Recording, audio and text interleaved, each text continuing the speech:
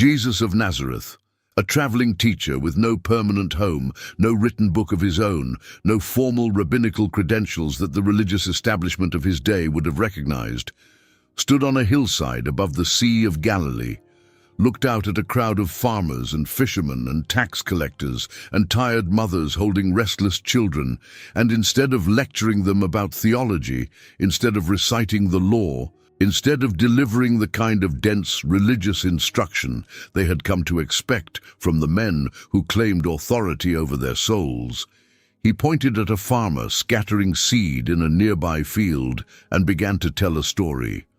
That was his method. That was the thing that set him apart from every teacher who had come before him and every teacher who has come since. When Jesus wanted to change the way a human being thought, not merely inform them, not merely correct them, but reach down into the deepest machinery of how they understood God and themselves and the entire world, he did not hand them a doctrine to memorize.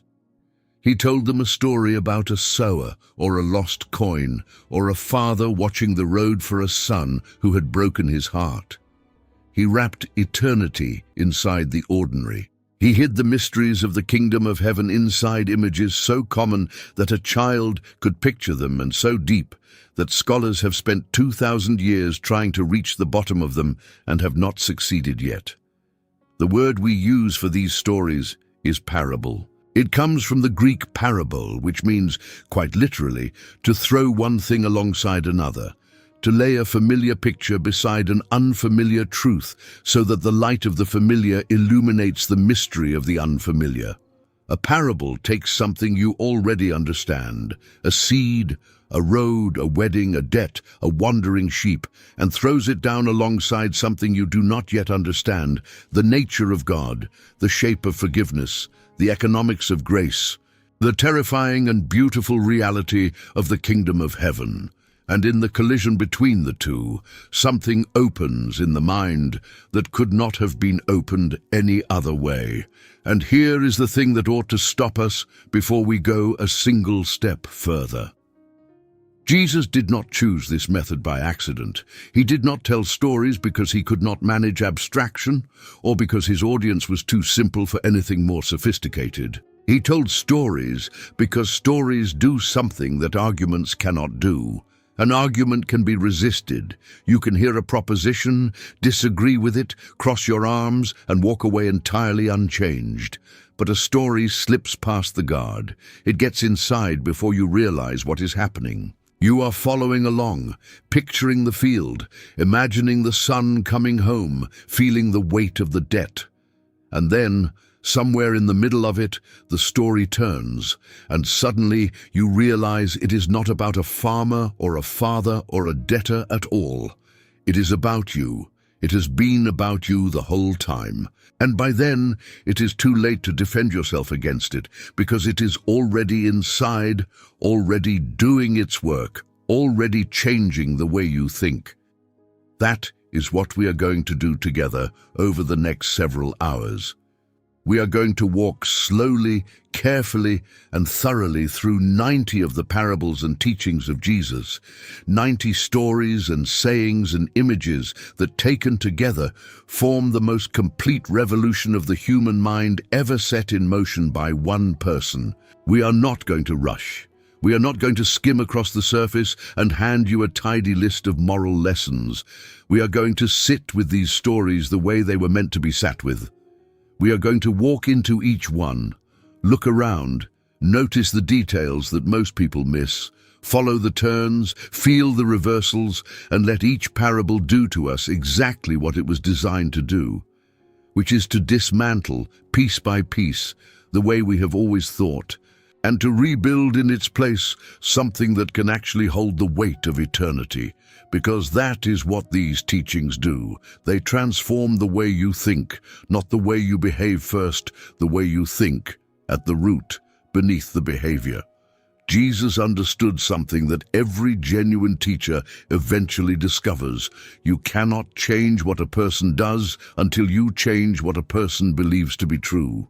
And you cannot change what a person believes to be true by arguing at them. You have to reach underneath the argument, underneath the defenses, underneath the accumulated certainties of a lifetime, and plant something there, a seed, a story, an image, that will grow quietly in the dark until one day it breaks the surface and the person wakes up and realizes they no longer see the world the way they used to see it. 90 times over, that is what is about to happen. 90 seeds. 90 small, ordinary-looking stories, each one carrying inside it enough power to overturn a kingdom of assumptions you did not even know you were living inside. But before we take the first step onto that road, I want to pause and speak to you directly, because you did not arrive here by accident. You are watching this right now. And I do not believe that is a random event. There is a reason a person reaches for exactly this at exactly the moment they reach for it. Maybe you have been carrying a question you cannot answer. Maybe you have been circling the same worry for weeks, the same grief, the same low ache of feeling that something essential is missing even when you cannot name what it is. Maybe you simply woke up today with the sense that you needed to hear something true, something that would hold, something older and deeper than the noise of the world you live in. Whatever brought you here, I am glad you came. And I believe that over these next hours, in one of these 90 stories, there is a word waiting that was meant specifically for you. So let me ask you for one small thing before we begin, and I want to ask it plainly and without any pressure at all. If you have not yet subscribed to this channel, I would like to invite you to do that now. It is completely free. It costs you nothing, not a single cent, not even 30 seconds of your time. But here is what it means. When you subscribe, you make sure that the next teaching finds you, because there will be a next one and another after that, and I would hate for you to drift away and miss the very story that might have been the one you needed most. Subscribing gives you a steady place to return to, a fixed point you can come back to week after week in the good seasons and the hard ones, and know that something true will be waiting for you here. That is all I am asking. Just tap the subscribe button below this video, and that is all it takes. You will be part of what comes next. And while you are there, I would love to know what you are carrying into this teaching today. So in the comments below, drop a single word for the weight you are hoping to set down over these next hours. Not a paragraph, not an explanation, just one word. The fear, the grief, the question, the burden. One word for the thing you are quietly hoping God will lift as these stories do their work in you. You may be surprised what happens when you see how many other people wrote the very same word you did. Now, let us begin. Let your shoulders come down from around your ears. Let the noise of the day fall away for a while. And let the greatest teacher who ever lived begin, one story at a time, to change the way you think. Parable 1, the sower. We begin where Jesus himself, in a very real sense, began, with the parable of the sower, the story he told to explain why some people are transformed by the truth and others are not, and which he then called the master key to all the other parables. Know ye not this parable? He asked his disciples afterward.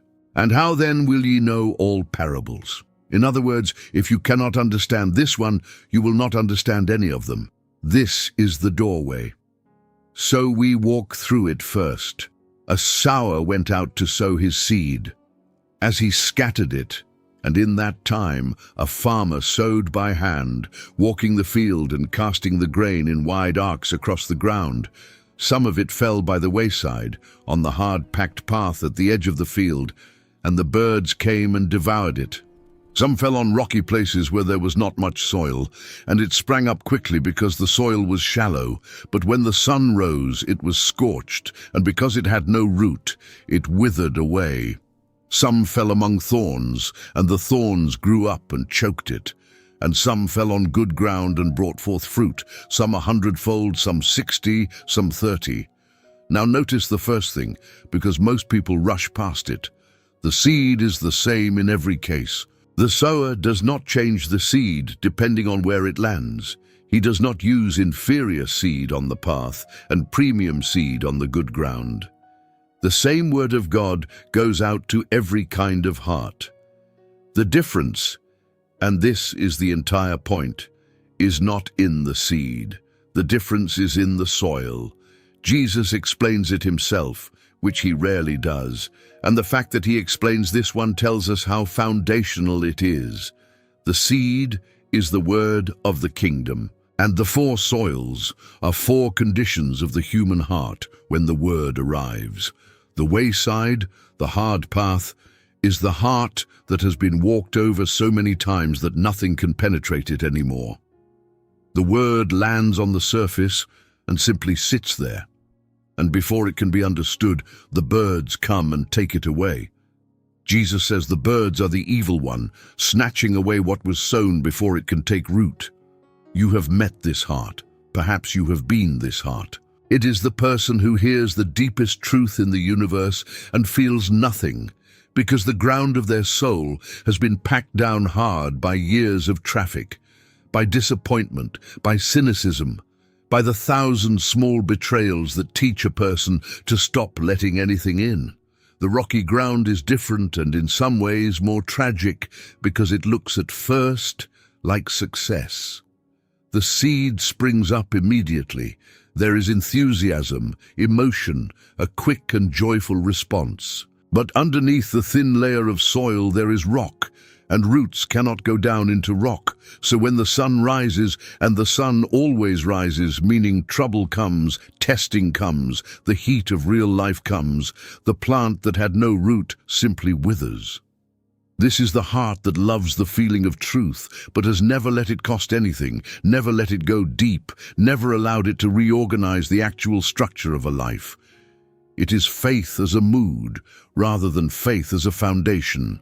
And when the pressure comes, the mood evaporates. The thorny ground is the one that ought to frighten the comfortable most of all, because these are not obviously bad hearts. The seed here is not stolen and not scorched. It grows, but it grows alongside thorns, and Jesus names the thorns precisely: the cares of this world, the deceitfulness of riches, and the desire for other things. The thorns do not attack the plant directly. They simply grow up beside it and crowd it out, competing for the same light and water and space, until the good plant is slowly, quietly, undramatically choked into unfruitfulness. Nobody decides to let their faith be strangled by their calendar and their bank account and their endless appetite for more. It happens gradually, in a way you can barely feel, until one day you notice that the thing that was once alive in you has been crowded out by 100 lesser things, none of which you would have chosen over it if you had ever been forced to choose openly. And then there is the good ground, the heart that hears the word, understands it, holds it fast, and brings forth fruit with patience. Notice that word, patience. The fruit does not come instantly. The good soil is not the soil that produces the fastest. That was the rocky ground, and it died. The good soil is the soil that endures, that holds the seed through the long, dark work of germination, that keeps faith through the season when nothing appears to be happening above the surface. And its yield is staggering, 30, 60, 100 times what was planted. Here is why Jesus called this the key to all the parables. Every parable that follows is a seed. Every one of the 90 stories we are about to walk through will be scattered into the soil of your heart. And this first parable is Jesus warning you, lovingly and directly, that the outcome will not depend on the quality of the stories. It will depend on the quality of your listening. The same words that transform one person leave another entirely unchanged. Not because the words were different, but because the ground was different. So the question this parable presses on us, before we go any further, is the most important question you can ask. What kind of soil am I? And the deeper hope buried inside the question is this: soil can be changed. Hard ground can be broken up. Rocks can be dug out. Thorns can be pulled. The condition of your heart when this teaching began does not have to be its condition when it ends. Parable 2. The weeds among the wheat. Jesus told them another. The kingdom of heaven, he said, is like a man who sowed good seed in his field. But while everyone slept, his enemy came and sowed weeds among the wheat and went away. When the wheat sprouted and formed heads, the weeds appeared too. And the servants came to the owner and said, "Sir, did you not sow good seed in your field? Where then did these weeds come from?" "An enemy did this," he replied. The servants asked, "Do you want us to go and pull them up?" "No," he said, "because while you are pulling the weeds, you may uproot the wheat with them. Let both grow together until the harvest. At the harvest, I will tell the reapers, 'First collect the weeds and tie them in bundles to be burned. Then gather the wheat into my barn.'" The weed Jesus is describing was almost certainly darnel, a plant that in its early stages is nearly indistinguishable from wheat. Only when the heads form, when the grain matures, can you finally tell the difference between the true wheat and the counterfeit. And this detail is the whole heart of the parable, because it is speaking directly to one of the deepest and most anxious impulses of the religious heart, the impulse to purify, to separate, to root out the false right now, to build a perfect field with no weeds in it. Jesus says no, not yet. And his reason is astonishing in its patience. If you tear out the weeds now, while everything is still young and still tangled together at the roots, you will destroy wheat in the process. The zeal to eliminate all evil immediately does more damage than the evil it is trying to eliminate. This is a teaching that transforms the way you think about the mixed and disappointing world you actually live in. A world where the church is not pure, where your own heart is not pure, where good and evil grow up tangled together in the same field, and even, if you are honest, in the same person. The parable does two things at once. It restrains our judgment because we are not the ones who can reliably tell the wheat from the weed at this stage. We lack the sight to do it, and our attempts to do it violently tend to tear up what God intended to save. And at the same time it steadies our fear, because it promises that the mixture is not permanent. There is a harvest coming. There will be a separation. Justice is not abandoned. It is postponed to the only moment when it can be done without collateral destruction. The patience of God in letting the weeds grow is not indifference to evil. It is mercy toward the wheat, including perhaps the wheat you are still in the slow process of becoming. Parable 3. The mustard seed. The kingdom of heaven, Jesus said, is like a grain of mustard seed, which a man took and sowed in his field, which indeed is the smallest of all seeds. But when it is grown, it is the greatest among herbs, and becomes a tree, so that the birds of the air come and lodge in its branches.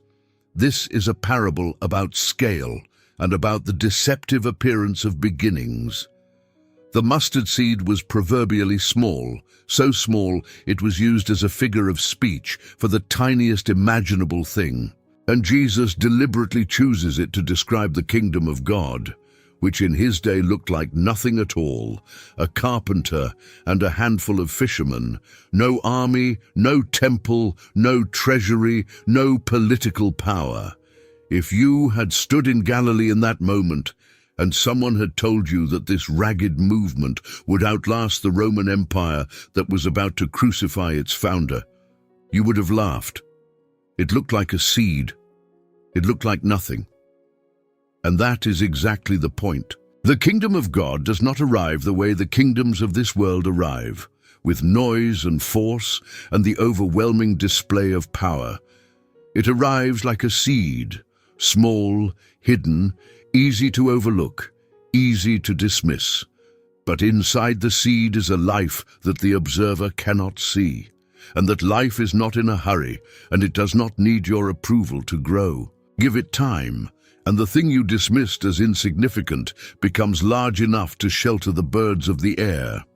This is a teaching that changes how you measure things. We are trained by the world to respect what is large, loud, and immediate, to assume that if something is small, it is unimportant, and if it is slow, it is failing. Jesus overturns that entirely. He says the most important reality in the universe began as the smallest thing in the field. And the application reaches all the way down into your own life. The small act of obedience you think no one noticed. The quiet prayer you assumed changed nothing. The tiny seed of faith you are almost embarrassed by because it feels so weak. Do not despise it. You are looking at a mustard seed. You have no idea what it is going to become. Parable 4. The leaven. He told them yet another, and this one is the twin of the mustard seed, but it works from the opposite direction. The kingdom of heaven, he said, is like leaven, which a woman took and hid in 3 measures of meal till the whole was leavened. If the mustard seed shows the kingdom growing upward and outward until it is visible to all, the leaven shows the kingdom working inward and invisibly until it has changed everything from within. Leaven, yeast, is hidden in the dough. You cannot see it working. There is no drama, no spectacle, no moment of obvious transformation. And yet it does not rest. Quietly, thoroughly, from the inside out, it permeates the entire lump of dough until there is not a single part of it left unchanged. Notice the quantity. 3 measures of meal. This is not a small batch. It is an enormous amount of flour, enough to feed a great many people, and a small amount of leaven transforms the whole of it. The disproportion is the point, the tiny cause, the total effect.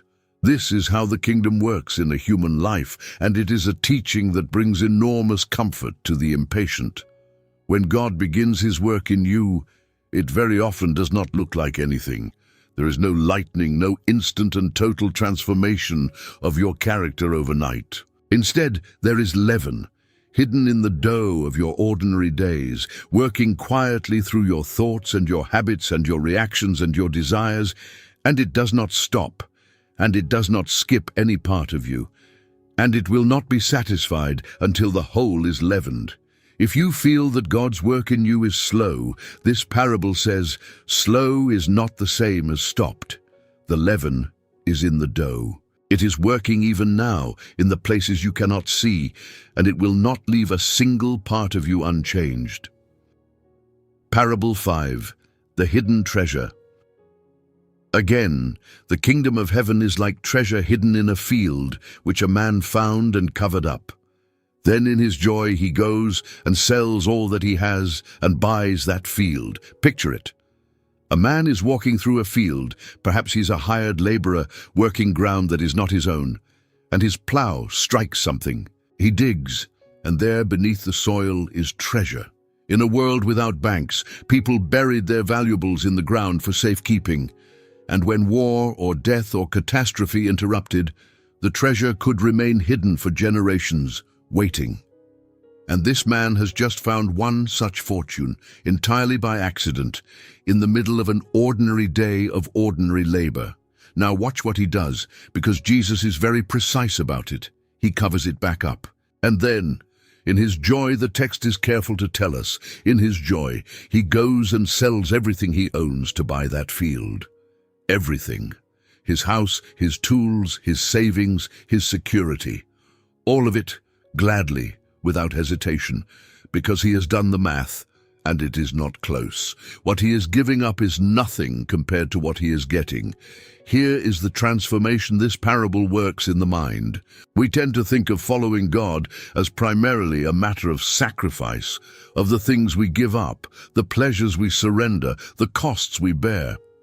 And there is truth in that. But this man is not grimly sacrificing. He is not gritting his teeth and giving things up out of duty. He's selling everything in his joy because he has seen the value of the treasure, and the sale has become the easiest decision of his life. When the kingdom of God is truly seen for what it is, giving up everything else to have it stops feeling like loss and starts feeling like the best deal a person could ever make. The problem is never that the price is too high. The problem is always that we have not yet seen the treasure clearly enough to know what we are buying. Parable 6, the pearl of great price. And immediately Jesus tells its twin, "The kingdom of heaven is like a merchant in search of fine pearls, who on finding one pearl of great value went and sold all that he had and bought it." At first, this looks identical to the hidden treasure, and the punchline is the same. A person sells everything to obtain the one thing of supreme worth. But there is a crucial difference in the setup, and the difference matters. The man in the field found his treasure by accident. He was not looking for it. He stumbled onto grace in the middle of an ordinary day. But the merchant here is a professional. He is searching. He has spent his whole life examining pearls, learning their worth, holding thousands of them up to the light, developing an eye for value that most people will never have. And precisely because he is an expert, when he finally sees the one pearl that surpasses all the others, he knows instantly what he is looking at. His entire life of searching has prepared him for the moment of recognition. Together, these two parables cover the two great ways that people come to the kingdom. Some come like the man in the field, surprised by grace, ambushed by God in the middle of a life that was not looking for him at all, stumbling onto the treasure by pure gift. And some come like the merchant, seekers, questioners, people who have spent years examining every philosophy and every religion and every proposed meaning of life, holding each one up to the light and finding it wanting, until at last they encounter Christ, and their trained eye knows immediately, this is the one. This is what all the searching was for. Whichever one you are, the accidental finder or the lifelong searcher, the response is the same. You sell everything. Not because you are forced to, but because once you have truly seen the pearl, everything else you owned has quietly become small. Parable 7, the dragnet. Once more, Jesus reaches for the sea because he is speaking to fishermen. The kingdom of heaven, he said, is like a net that was thrown into the sea and gathered fish of every kind. When it was full, the fishermen drew it ashore and sat down and sorted the good into containers, but threw away the bad. So it will be at the end of the age. The angels will come out and separate the evil from the righteous. This parable is the companion to the weeds among the wheat, and it makes the same essential point through a different image, which is Jesus' way of pressing a truth deep enough that it cannot be missed. The net, a great dragnet pulled behind boats, does not discriminate as it goes. It gathers everything, the good fish and the bad, the valuable and the worthless, all swept up together in the same haul, and it is only afterward, on the shore, that the sorting happens. The transformation here is a release from a burden you were never meant to carry. It is not your job in this present age to sort the net. The net is full of every kind, and it will remain full of every kind until the shore. The mixture is not a sign that something has gone wrong. It is simply the nature of the age we live in. There is a sorting coming, and it will be thorough, and it will be just, and it will be done by hands far more capable of telling good from bad than yours or mine. Your task now is not to purify the sea. Your task now is to be found when the net is finally drawn ashore among the good. Parable 8. The unforgiving servant. Peter came to Jesus with a question that he clearly thought was generous. "Lord," he asked, "how often shall my brother sin against me and I forgive him? Up to 7 times. Peter thought he was being magnanimous. The rabbis of the day taught that forgiving someone 3 times was sufficient. So Peter more than doubled it and offered 7. And Jesus answered, "Not 7 times, but 70 times 7. And then, to make sure the number did not become a new rule to count toward, he told a story. A king wished to settle accounts with his servants, and one was brought to him who owed 10,000 talents. This is a deliberately absurd sum. A talent was worth about 20 years of a laborer's wages, so 10,000 talents was a debt of hundreds of thousands of years of labor. A number so large it was essentially infinite. A debt no human being could ever repay in 100 lifetimes. The servant could not pay, and the king ordered him and his family to be sold. But the servant fell on his knees and begged, "Have patience with me, and I will pay you everything." And the king, moved with compassion, did something the servant did not even ask for. The servant asked for time. The king gave him forgiveness. He released him and cancelled the entire unpayable, incomprehensible debt. And then that same servant went out and found a fellow servant who owed him 100 denarii, about 100 days' wages. A real debt. Not a trivial one, but a debt that could actually be paid.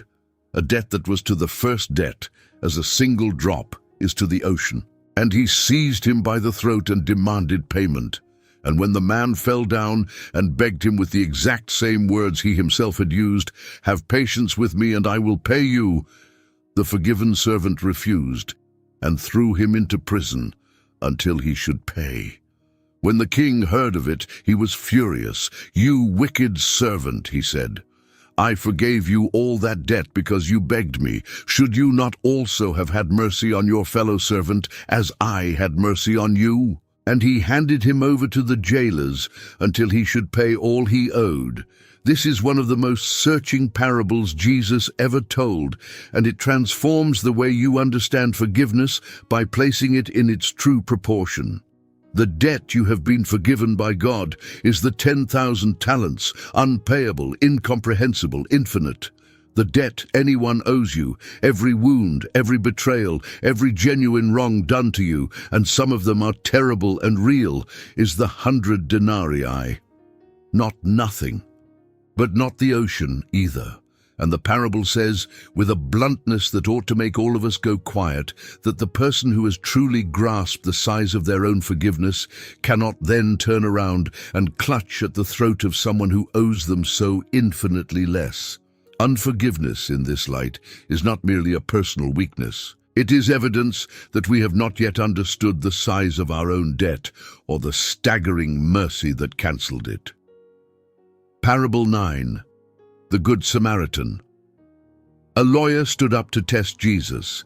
"Teacher," he said, "what shall I do to inherit eternal life?"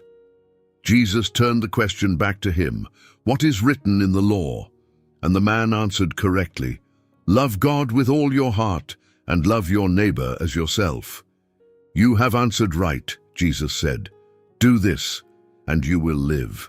But the man, wanting to justify himself, asked the question that has echoed through every attempt to limit the reach of love ever since. "And who is my neighbor?" In answer, Jesus told the most famous story in the world. A man was going down from Jerusalem to Jericho, a real road, a steep and dangerous 17-mile descent through wilderness, notorious for robbers. And he fell among thieves, who stripped him and beat him and departed, leaving him half dead. Now by chance, a priest came down that road, and when he saw the man, he passed by on the other side. And likewise, a Levite, a temple official, came to the place, and saw him, and passed by on the other side. Two religious professionals, two men whose entire lives were organized around the service of God, and both of them saw the broken body in the ditch, and crossed to the far side of the road to avoid it. But a Samaritan, as he journeyed, came to where the man was, and when he saw him, he had compassion. And here we must stop, because the word Samaritan landed on Jesus' audience like a slap. Jews and Samaritans despised one another with a hatred that was centuries deep. For Jesus to make a Samaritan the hero of the story, to make the despised outsider the one who does the will of God, while the respected insiders fail, was a deliberate detonation of his listeners' entire moral framework. The Samaritan bound up the man's wounds, pouring on oil and wine. He set him on his own animal, walking so the wounded man could ride. He brought him to an inn and took care of him. And the next day he paid the innkeeper and said, "Take care of him, and whatever more you spend, I will repay you when I come back." He gave his time, his resources, his safety for a man of a people who would have despised him. Then Jesus turned the lawyer's question inside out. The man had asked, "Who is my neighbor?" A question designed to draw a line, to define the boundary of obligation, to establish who was outside the circle and therefore did not have to be loved. And Jesus refused the question entirely. He did not answer, "Who is your neighbor?" He asked instead, "Which of these three proved to be a neighbor to the man who fell among robbers?" Do you see the reversal? The lawyer wanted to know who qualified as the object of his love. Jesus told him to stop asking who deserves his love and to start being the kind of person who gives it. Neighbor is not a category of people you are required to serve. Neighbor is what you become when you show mercy. Go, Jesus said, and do likewise. Parable 10. The Prodigal Son. Of all the stories Jesus told, this is the one that has broken and remade more hearts than any other, and we must walk through it slowly because every detail is a doorway. A certain man had 2 sons, and the younger said to his father, "Father, give me the share of the estate that is coming to me." Understand what this request meant. The inheritance came at the father's death. To ask for it while the father was still alive was to say, in effect, "I wish you were dead. I do not want you, I want your things." It was an unspeakable insult, a wound aimed at the very heart. And the father, and here already the parable begins its work, gives it to him. He does not argue. He does not disown. He divides his living between them and lets the boy go. The younger son gathered everything and traveled to a far country, and there wasted his substance in reckless living. And when he had spent it all, a severe famine arose, and he began to be in want. He hired himself out to a citizen of that country, who sent him to feed pigs. And for a Jewish boy, tending swine was the lowest imaginable degradation, unclean animals in a foreign land. And he was so hungry he longed to fill his belly with the pods that the pigs ate, and no one gave him anything. And then comes the most important sentence in the story. He came to himself. In the pig pen, at the bottom, with nothing left, something woke up in him. "How many of my father's hired servants have bread enough and to spare," he said, "and I perish here with hunger. I will arise and go to my father, and I will say to him, 'Father, I have sinned against heaven and before you, and am no longer worthy to be called your son. Make me as one of your hired servants.'" He rehearses his speech. He is not even hoping to be a son again. He has given that up entirely. He is hoping only to be a servant, to earn his bread, to survive on the edge of a household he has forfeited every right to. And he arose and came to his father. But while he was yet a great way off, while he was still far down the road, still a small figure on the horizon, his father saw him, which means the father had been watching. Every day, scanning the road, waiting for a silhouette that might be his boy. And when he saw him, the father had compassion and ran. In that culture, a dignified older man did not run. It was undignified. He would have to gather up his robes and expose his legs and sprint like a servant. He did not care. He ran to his son and fell on his neck and kissed him. The son began his rehearsed speech. "Father, I have sinned against heaven and before you, and am no longer worthy to be called your son." But he never got to finish it.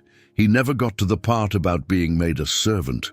The father interrupted the confession with celebration. "Bring the best robe and put it on him," he called to the servants. "Put a ring on his hand, the signet ring, the sign of restored sonship and authority, and shoes on his feet, for servants went barefoot and sons wore shoes. And bring the fatted calf and kill it, and let us eat and be merry. For this my son was dead and is alive again. He was lost and is found."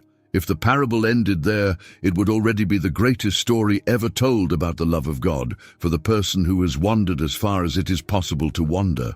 But it does not end there, because there is a second son, and Jesus told this whole story to a particular audience, the respectable religious people who were grumbling that he welcomed sinners and ate with them. The elder son was in the field, and as he came near the house, he heard music and dancing and asked what it meant. "Your brother has come," the servant said, and your father has killed the fatted calf because he has received him safe and sound." And the elder brother was angry and would not go in. He stood outside the celebration, seething, and the father, the same father who ran down the road for the younger son, now came out again, this time to plead with the older one, and the elder son let it all pour out. "Look, these many years I have served you, and I never disobeyed your command, yet you never gave me even a young goat that I might celebrate with my friends. But when this son of yours came," notice he will not say, "my brother." He says, "This son of yours, who has devoured your living with prostitutes, you killed the fatted calf for him." Here is the heart of the older brother exposed. He has been in the father's house the whole time, but he has been living as a servant, not a son. "Years I have served you," he says. "I never disobeyed." He has kept all the rules and stored up a resentment that reveals he never understood the father's heart at all. He is scandalized by grace. He wants the younger brother to get what he deserves, and underneath that, though he cannot see it, he wants his own obedience to be a wage he has earned, rather than a relationship he has been freely given. And the father's answer to him is almost unbearably tender. "Son," he says, "child, you are always with me, and all that I have is yours." Everything the older son was working so hard to earn had been his the entire time, freely as a gift, if he had only had eyes to see it.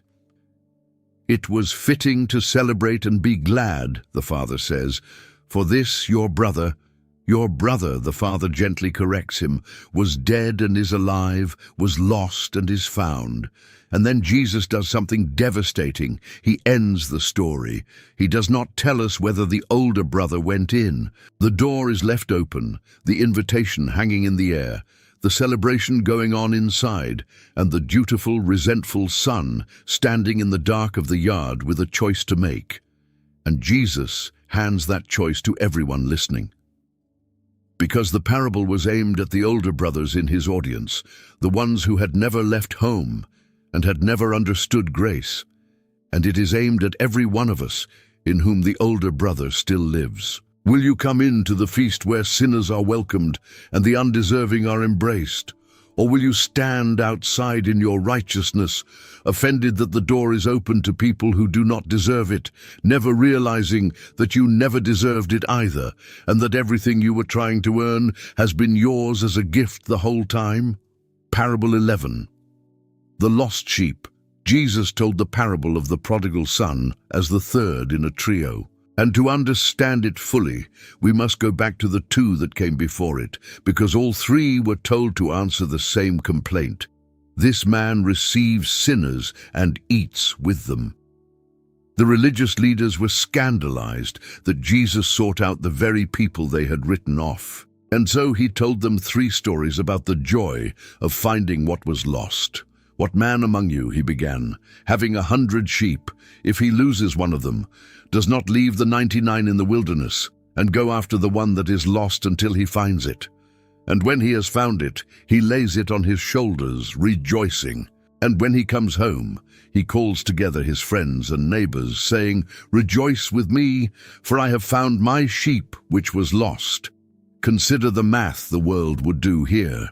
99 is a good number. Losing 1 out of 100 is an acceptable rate of loss, a rounding error, the cost of doing business. Any reasonable shepherd would protect the 99 and write off the 1. But Jesus describes a shepherd who does the mathematically foolish thing, who leaves the 99 and goes into the wilderness after the single sheep that wandered, and does not stop searching until he finds it. This is not the arithmetic of the marketplace. This is the arithmetic of love, which does not average people out, which does not accept an acceptable rate of loss, which counts the one who is missing as though it were the only one that ever mattered. And when he finds it, he does not scold it, does not drive it home ahead of him with a stick as punishment for the trouble it caused. He lays it on his shoulders, carries it, and rejoices. Then Jesus delivers the line that reframes all of heaven. There is more joy in heaven over one sinner who repents than over 99 righteous persons who need no repentance. The recovery of the one who was lost sets off a celebration in heaven itself. If you have ever felt like the one who wandered off, the one who is not worth the trouble of the search, this is Jesus telling you what God actually does. He comes after you. And when he finds you, heaven throws a party. Parable 12, the lost coin, the second story in the trio. What woman, having 10 silver coins, if she loses one, does not light a lamp and sweep the house and search carefully until she finds it? And when she has found it, she calls together her friends and neighbors, saying, "Rejoice with me, for I have found the coin that I had lost." The lost sheep wandered off on its own. The coin did not. The coin was simply lost, dropped, rolled into a crack, swallowed by the dark of a dirt-floored house. It did nothing wrong. It was not rebellious. It was just lost, and it could not find its own way back, and it could not even cry out to be found. It could only lie there in the dark, waiting to see whether anyone valued it enough to look. And the woman lights a lamp and sweeps the whole house and searches carefully until she finds it. The image is intimate and domestic and thorough. She turns the house upside down for a single coin, because to her it is not a rounding error. It is a real loss and worth a real search. And when she finds it, she too calls the neighbors to rejoice. Together, the sheep and the coin teach us that lostness comes in more than one form. Some people are lost because they wandered. They made choices, took a road, walked away like the sheep and like the prodigal. But some people are lost through no fault of their own, dropped by circumstance, lost in the dark of a situation they did not create, unable even to call for help. And the message of both stories is identical. God searches for both kinds, the one who ran away and the one who was simply dropped. Both are sought, both are worth the lamp and the labor. Both, when found, are the occasion of a celebration in the halls of heaven. Parable 13, the rich fool. Someone in the crowd called out, "Teacher, tell my brother to divide the inheritance with me." Jesus refused to be drawn into the dispute, but he used it to expose the thing underneath it. "Take heed," he said, "and beware of covetousness, for a man's life does not consist in the abundance of his possessions." And then he told a story. The ground of a certain rich man produced a great harvest, and he thought to himself, "What shall I do? For I have nowhere to store my crops." And he said, "This is what I will do. I will pull down my barns and build bigger ones, and there I will store all my grain and my goods. And I will say to my soul, 'Soul, you have ample goods laid up for many years.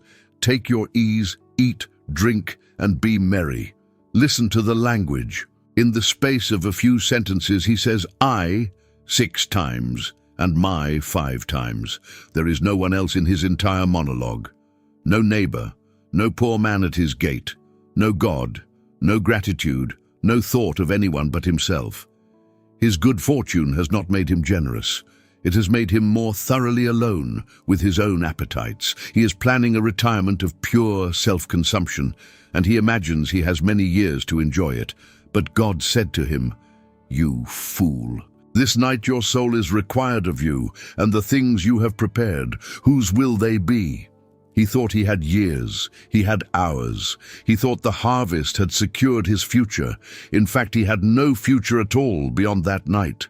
And everything he had spent his life accumulating, everything he had defined himself by, everything he had trusted to make him safe, would in the morning belong to someone else, someone who had not worked for it, while his own soul stood before God with nothing. So is everyone, Jesus concludes, who lays up treasure for himself and is not rich toward God. The parable does not condemn the man for having a good harvest or even for being wealthy. It condemns him for a specific and very common form of foolishness, building his entire security on the one thing he could not keep and neglecting entirely the one thing he could not lose. The transformation this story works is a reordering of what we call wise. The world calls this man prudent. He saved, he planned, he built for the future. Jesus calls him a fool because he prepared for every future except the one that was certain to come. Parable 14. The Rich Man and Lazarus. There was a rich man, Jesus said, who was clothed in purple and fine linen and feasted sumptuously every day. And at his gate was laid a beggar named Lazarus, full of sores, who longed to be fed with what fell from the rich man's table. Even the dogs came and licked his sores. Note a detail that Jesus' listeners would have caught immediately. The beggar has a name. In the parables, the named character is almost always the one who matters, and here Jesus inverts the world's ranking entirely. The rich man, who in life was somebody whose name everyone would have known, goes nameless through eternity. The beggar, whom no one noticed, whom people stepped over on their way through the gate, is called by name, Lazarus, which means God is my help. Heaven's records are kept differently than earth's. The beggar died and was carried by angels to Abraham's side. The rich man also died and was buried, and in torment he lifted up his eyes and saw Abraham far off and Lazarus at his side. And he called out, "Father Abraham, have mercy on me, and send Lazarus to dip the tip of his finger in water and cool my tongue." Notice that even now, even in torment, the rich man still sees Lazarus as an instrument.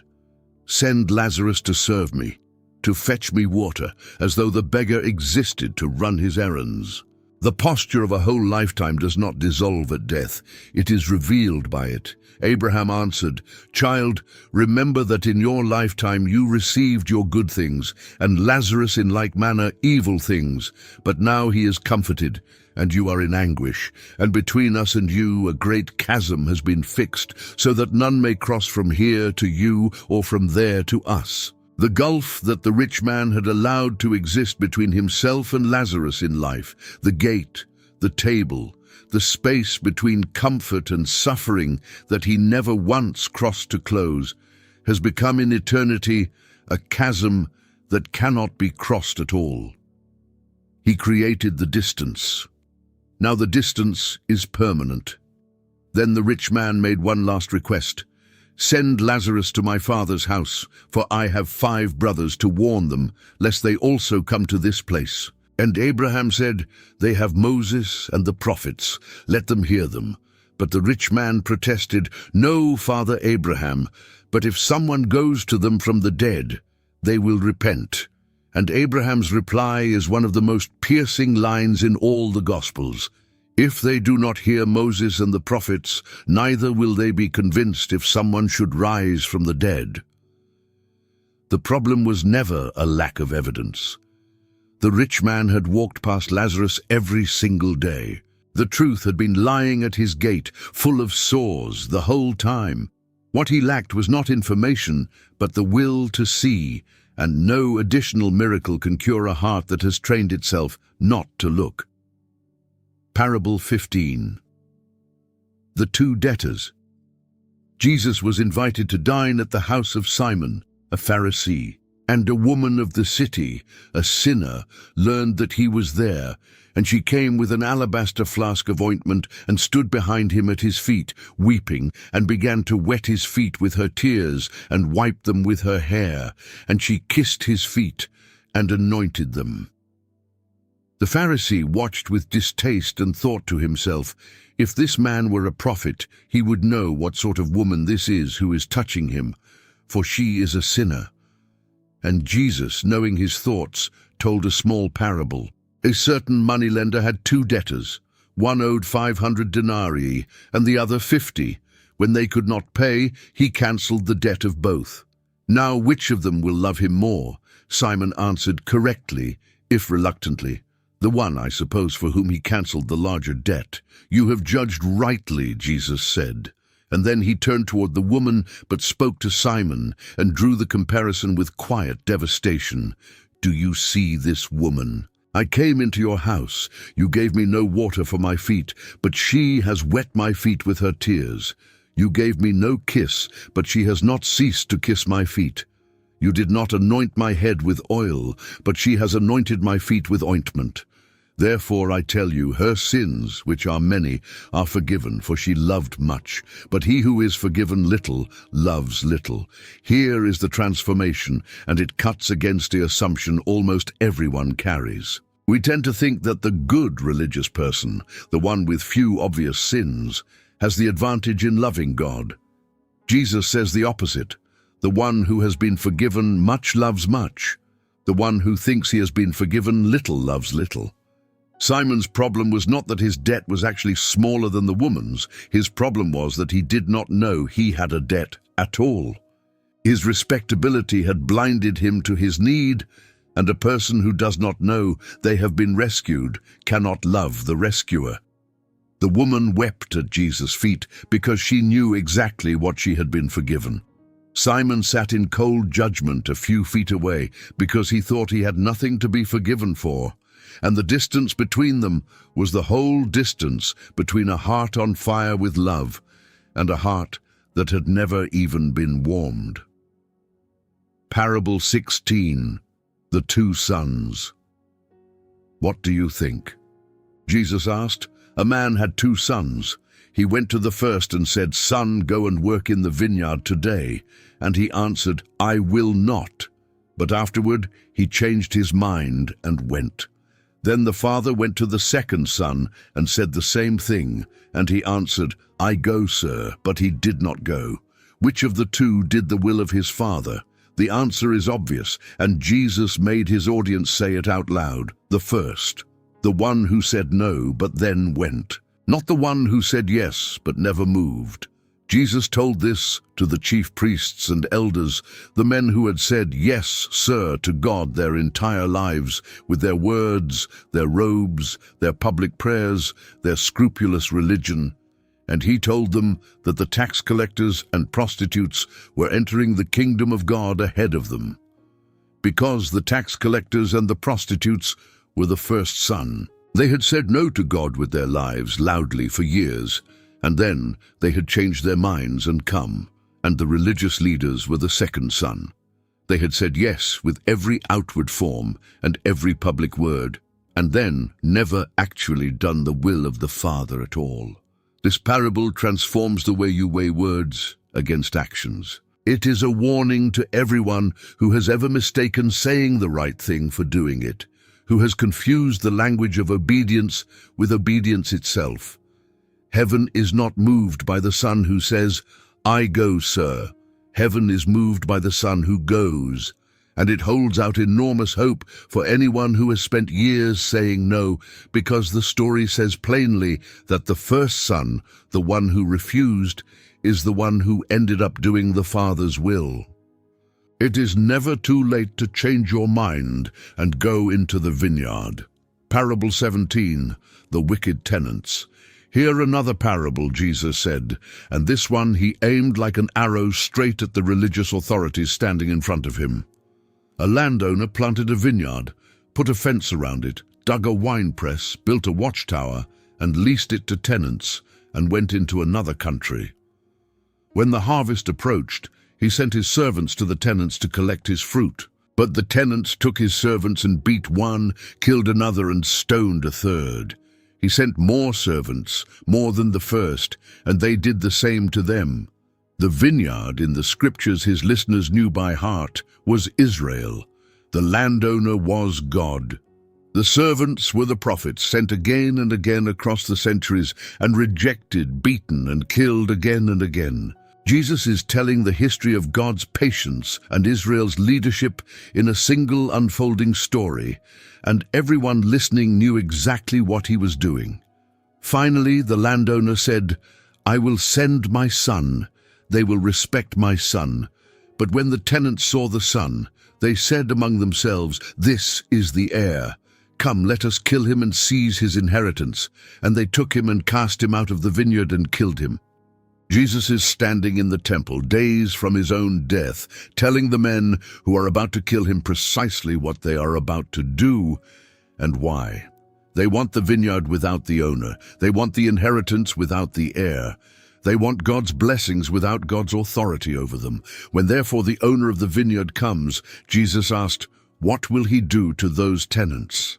And again he made them pronounce their own verdict. "He will bring those wretches to a miserable end," they answered, "and lease the vineyard to other tenants who will give him the fruit in their seasons."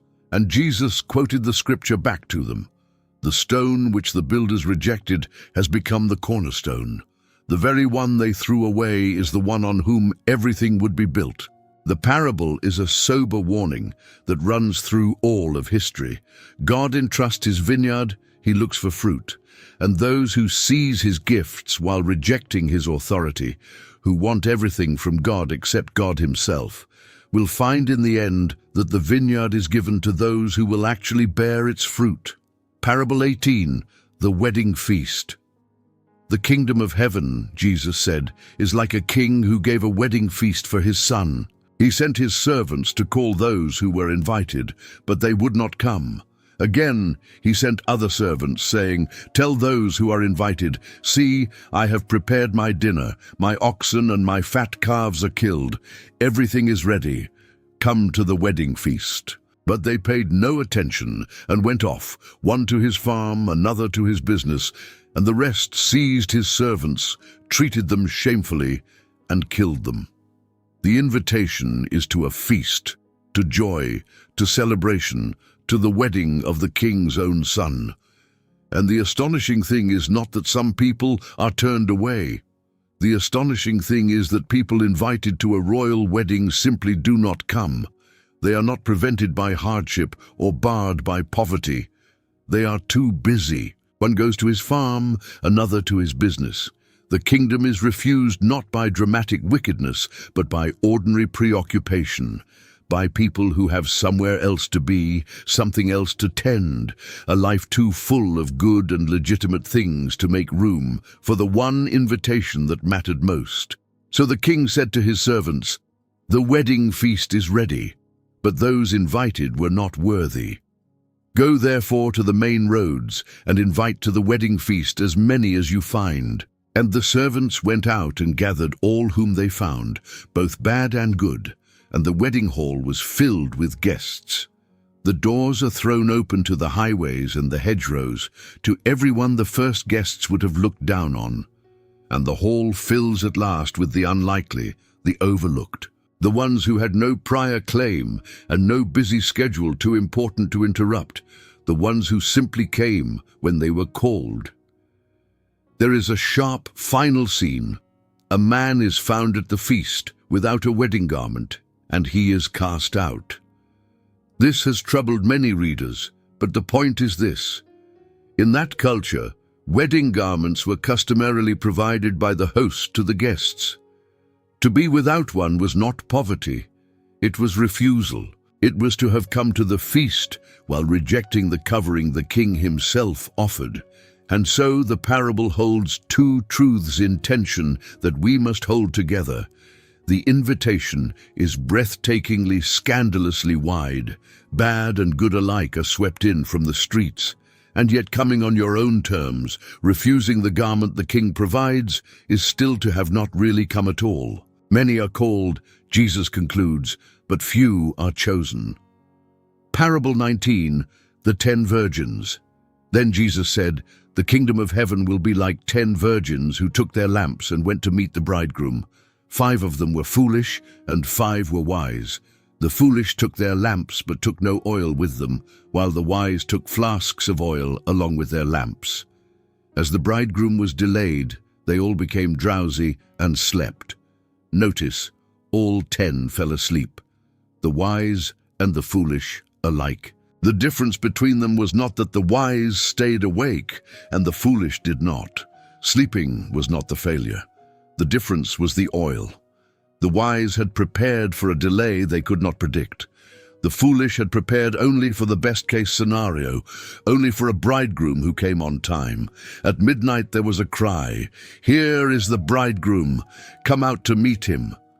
Then all those virgins rose and trimmed their lamps. And the foolish said to the wise, "Give us some of your oil, for our lamps are going out." But the wise answered, "There will not be enough for us and for you.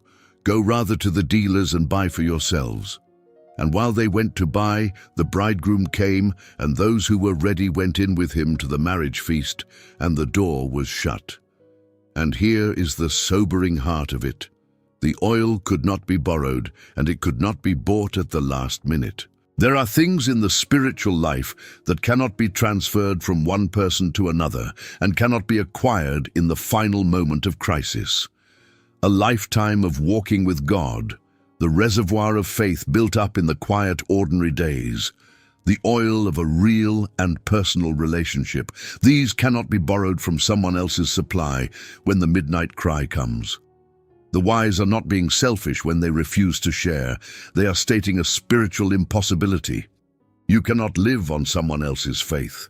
The transformation here is a call to prepare now, in the ordinary and undramatic present, for a moment whose hour you do not know. To fill the flask while there is still time, so that whenever the cry comes, you are ready. Parable 20. The talents. For it will be like a man going on a journey, Jesus said, who called his servants and entrusted to them his property. To one he gave 5 talents, to another 2, to another 1, each according to his ability. Then he went away. A talent was an enormous sum, so even the servant with 1 had been trusted with something of real value. The one who had received 5 talents went at once and traded with them and made 5 more. So too the one with 2 talents made 2 more. But the one who had received 1 talent went and dug a hole in the ground and hid his master's money. He did nothing with it. He did not lose it. He did not squander it. He buried it and waited and kept it safe and did nothing. After a long time, the master returned and settled accounts. The one who had made 5 more came and presented them, and the master said, "Well done, good and faithful servant. You have been faithful over a little, I will set you over much. Enter into the joy of your master." And the one with 2 more heard exactly the same words, "Well done, good and faithful servant." Notice that the reward was identical, because faithfulness, not raw output, was what the master measured. The man with 2 was as fully commended as the man with 5, because both had done all they could with what they were given. Then the one who had received the single talent came, and his words reveal everything. "Master, I knew you to be a hard man, reaping where you did not sow, and I was afraid, and I went and hid your talent in the ground. Here it is. You have what is yours." His problem was not laziness first. It was a wrong picture of the master. He believed the master was harsh, exacting, impossible to please, and that belief produced fear, and the fear produced paralysis, and he buried the gift rather than risk it. And the master condemned him not for losing money, but for doing nothing at all with what he had been given, out of a fear that misjudged the giver entirely. This parable transforms the way you think about the life entrusted to you. You have been given something, abilities, resources, time, opportunities, a particular set of gifts, each according to his ability. You're not asked to have as much as the next person. The man with 2 was not faulted for not having 5. You are asked only to use faithfully what you were actually given, rather than to bury it in the ground out of fear. And the great enemy of a fruitful life, this story says, is not failure. It is the fear that keeps you from ever putting your gift to work at all. Parable 21, the laborers in the vineyard. The kingdom of heaven, Jesus said, is like a landowner who went out early in the morning to hire laborers for his vineyard. He agreed with them for a denarius a day and sent them in. And he went out again about the 3rd hour and saw others standing idle in the marketplace. And he sent them too, promising to pay them whatever was right. He did the same at the 6th hour and the 9th hour, and about the 11th hour, the very end of the working day, with barely an hour of light left. He found still others standing idle and asked, "Why do you stand here idle all day?" "Because no one hired us," they said. And he sent them into the vineyard too. When evening came, the owner told his foreman to pay the workers, beginning with the last and ending with the first. And those hired at the 11th hour came, and each received a denarius, a full day's wage for 1 hour of work. So when the first came, they assumed they would receive more, but each of them also received a denarius. And they grumbled, 'These last worked only 1 hour, and you have made them equal to us, who have borne the burden of the day and the scorching heat.' The landowner answered one of them, 'Friend, I am doing you no wrong. Did you not agree with me for a denarius? Take what belongs to you and go. I choose to give to this last worker as I give to you. Am I not allowed to do what I choose with what belongs to me? Or do you begrudge my generosity?' This is one of the parables most likely to offend our sense of fairness, and that offense is precisely the door it opens. Everything the first workers received was exactly what they had agreed to and exactly what was just. Their complaint is not that they were cheated, they were not, but that others were treated generously. And that exposes something in the human heart that we would rather not see. We can be perfectly content with grace until we watch it given to someone who, in our accounting, deserves it less than we do. The kingdom does not run on the economy of wages, where you get precisely what you earn and no more. It runs on the economy of grace, where the landowner is free to be generous, where the one who came at the 11th hour receives the same welcome as the one who came at dawn. If that offends us, the parable gently suggests, it is because we still think we are owed something, and we have not yet understood that everyone in the vineyard, first and last alike, is living on gift. Parable 22. The Friend at Midnight. Jesus taught his disciples to pray, and then he told them a small, almost comic story to teach them how to keep praying. "Suppose one of you has a friend," he said, and goes to him at midnight and says, "Friend, lend me 3 loaves, for a friend of mine has arrived on a journey, and I have nothing to set before him." And the man inside answers, "Do not bother me. The door is now shut, and my children are with me in bed. I cannot get up and give you anything. Picture the scene. It is midnight. A traveler has arrived unexpectedly, and hospitality in that culture was a sacred, unbreakable duty. To have nothing to offer a guest was a genuine shame. So the desperate host goes next door and knocks, and keeps knocking, long after any reasonable person would have given up and gone home embarrassed.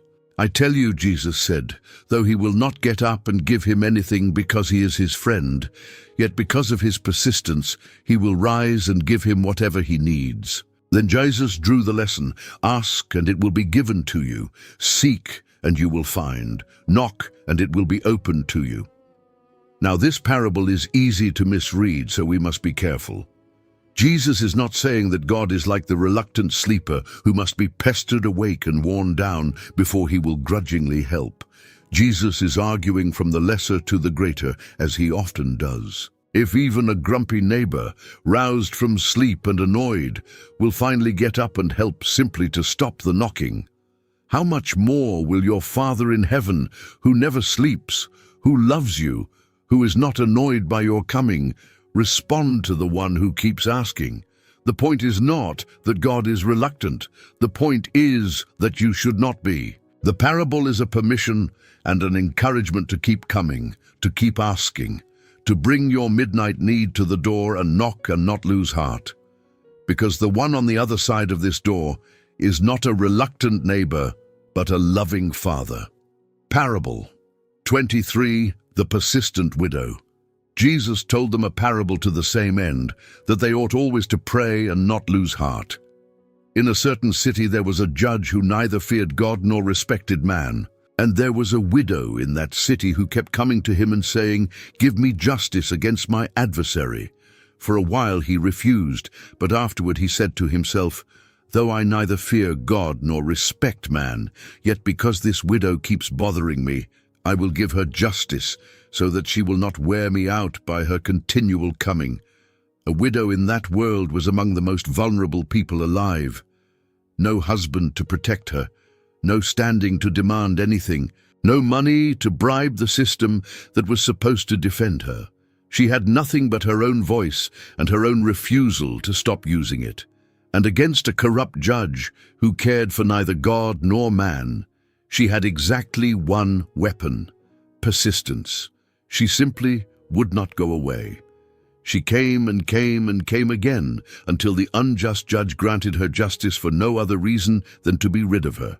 And the Lord said, "Hear what the unrighteous judge says.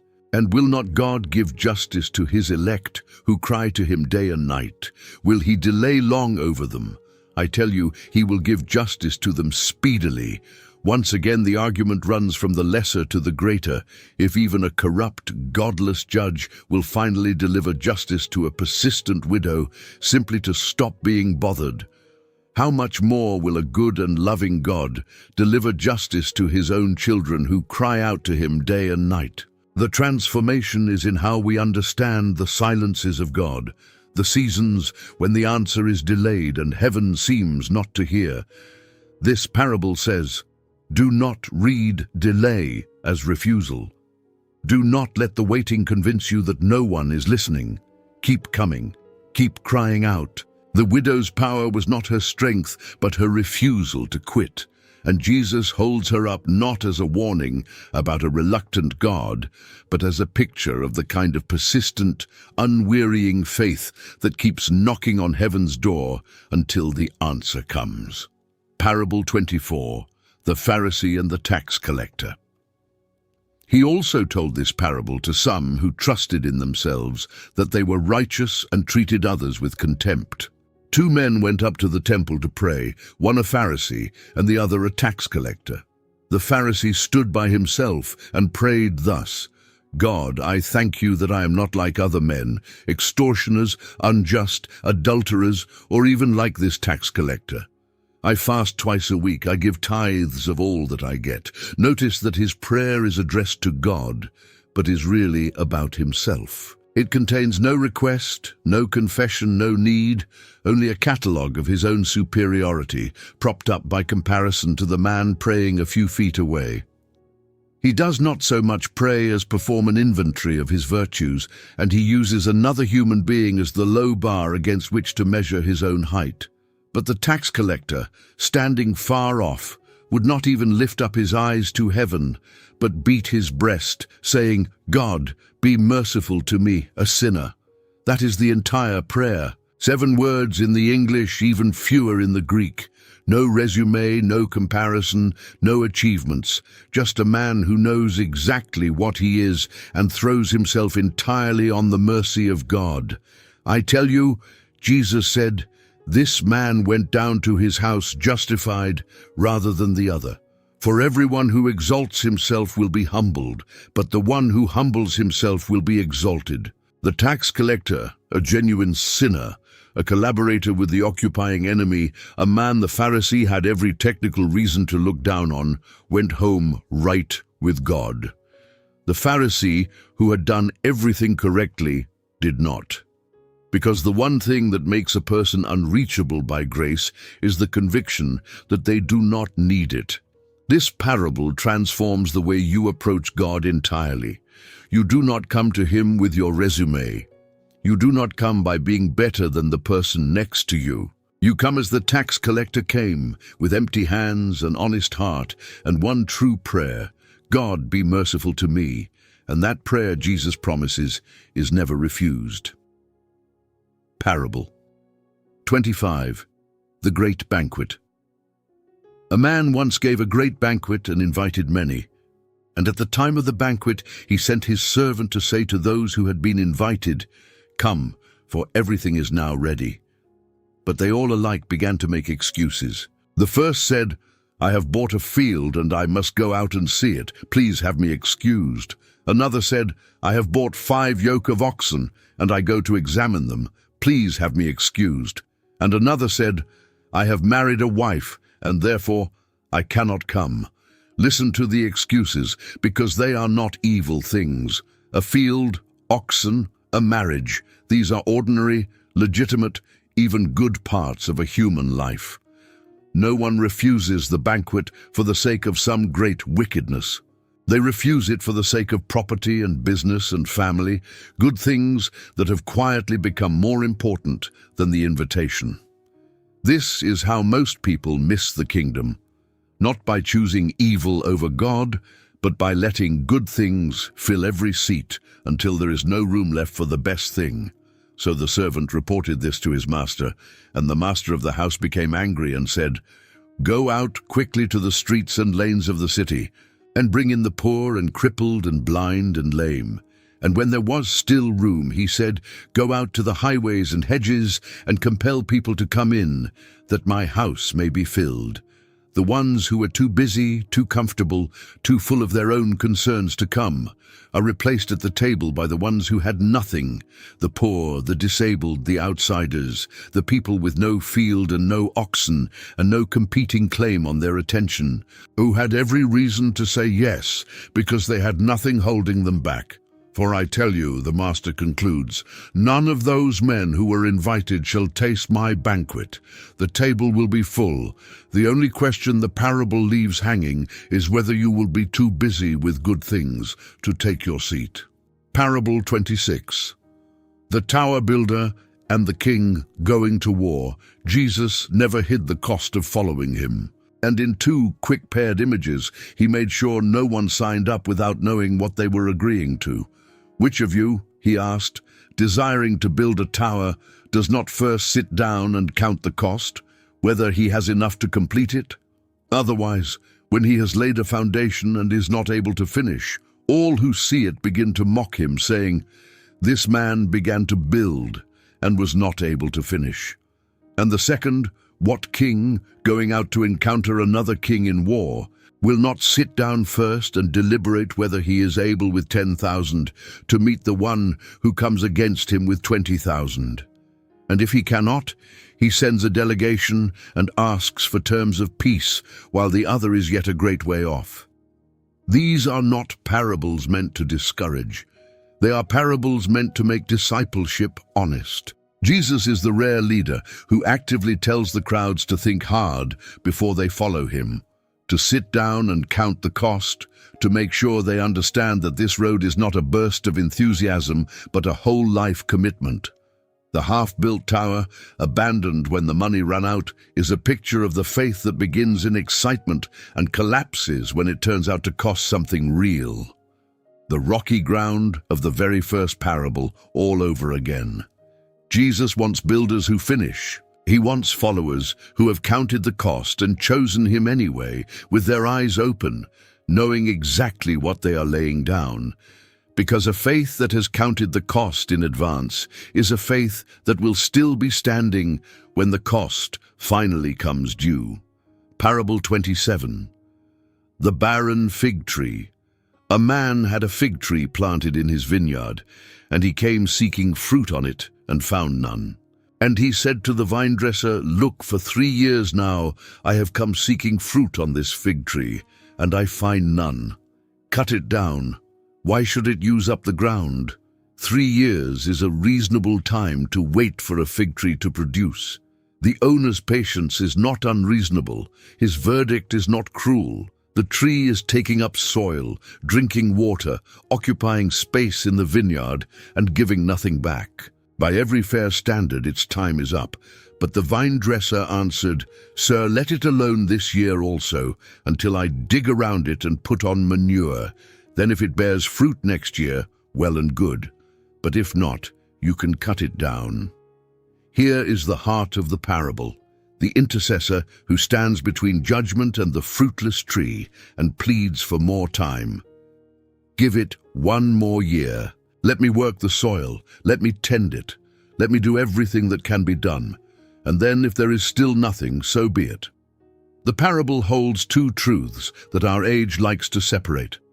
There is real patience, extraordinary, gracious, intervening patience that pleads for another season and rolls up its sleeves to give the tree every possible chance. And there is a real limit. The year is granted, but it is 1 year, and the expectation of fruit does not disappear.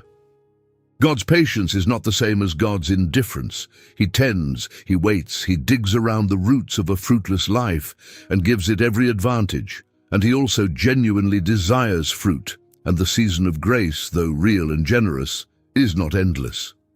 The mercy in this parable is not that the tree is never expected to bear fruit. It is that when it deserved to be cut down, a voice interceded and said, "Give it one more year." And that voice, we may be sure, is still interceding. Parable 28, the unjust steward. This is one of the strangest parables Jesus told, and it rewards careful attention. There was a rich man who had a manager, and charges were brought to him that this manager was wasting his possessions. So he called him in and said, "What is this I hear about you? Turn in the account of your management, for you can no longer be manager." The manager, about to be fired, said to himself, "What shall I do? I am not strong enough to dig, and I am ashamed to beg." And then he devised a shrewd plan for his future. He called in his master's debtors one by one. To the first he said, "How much do you owe my master?"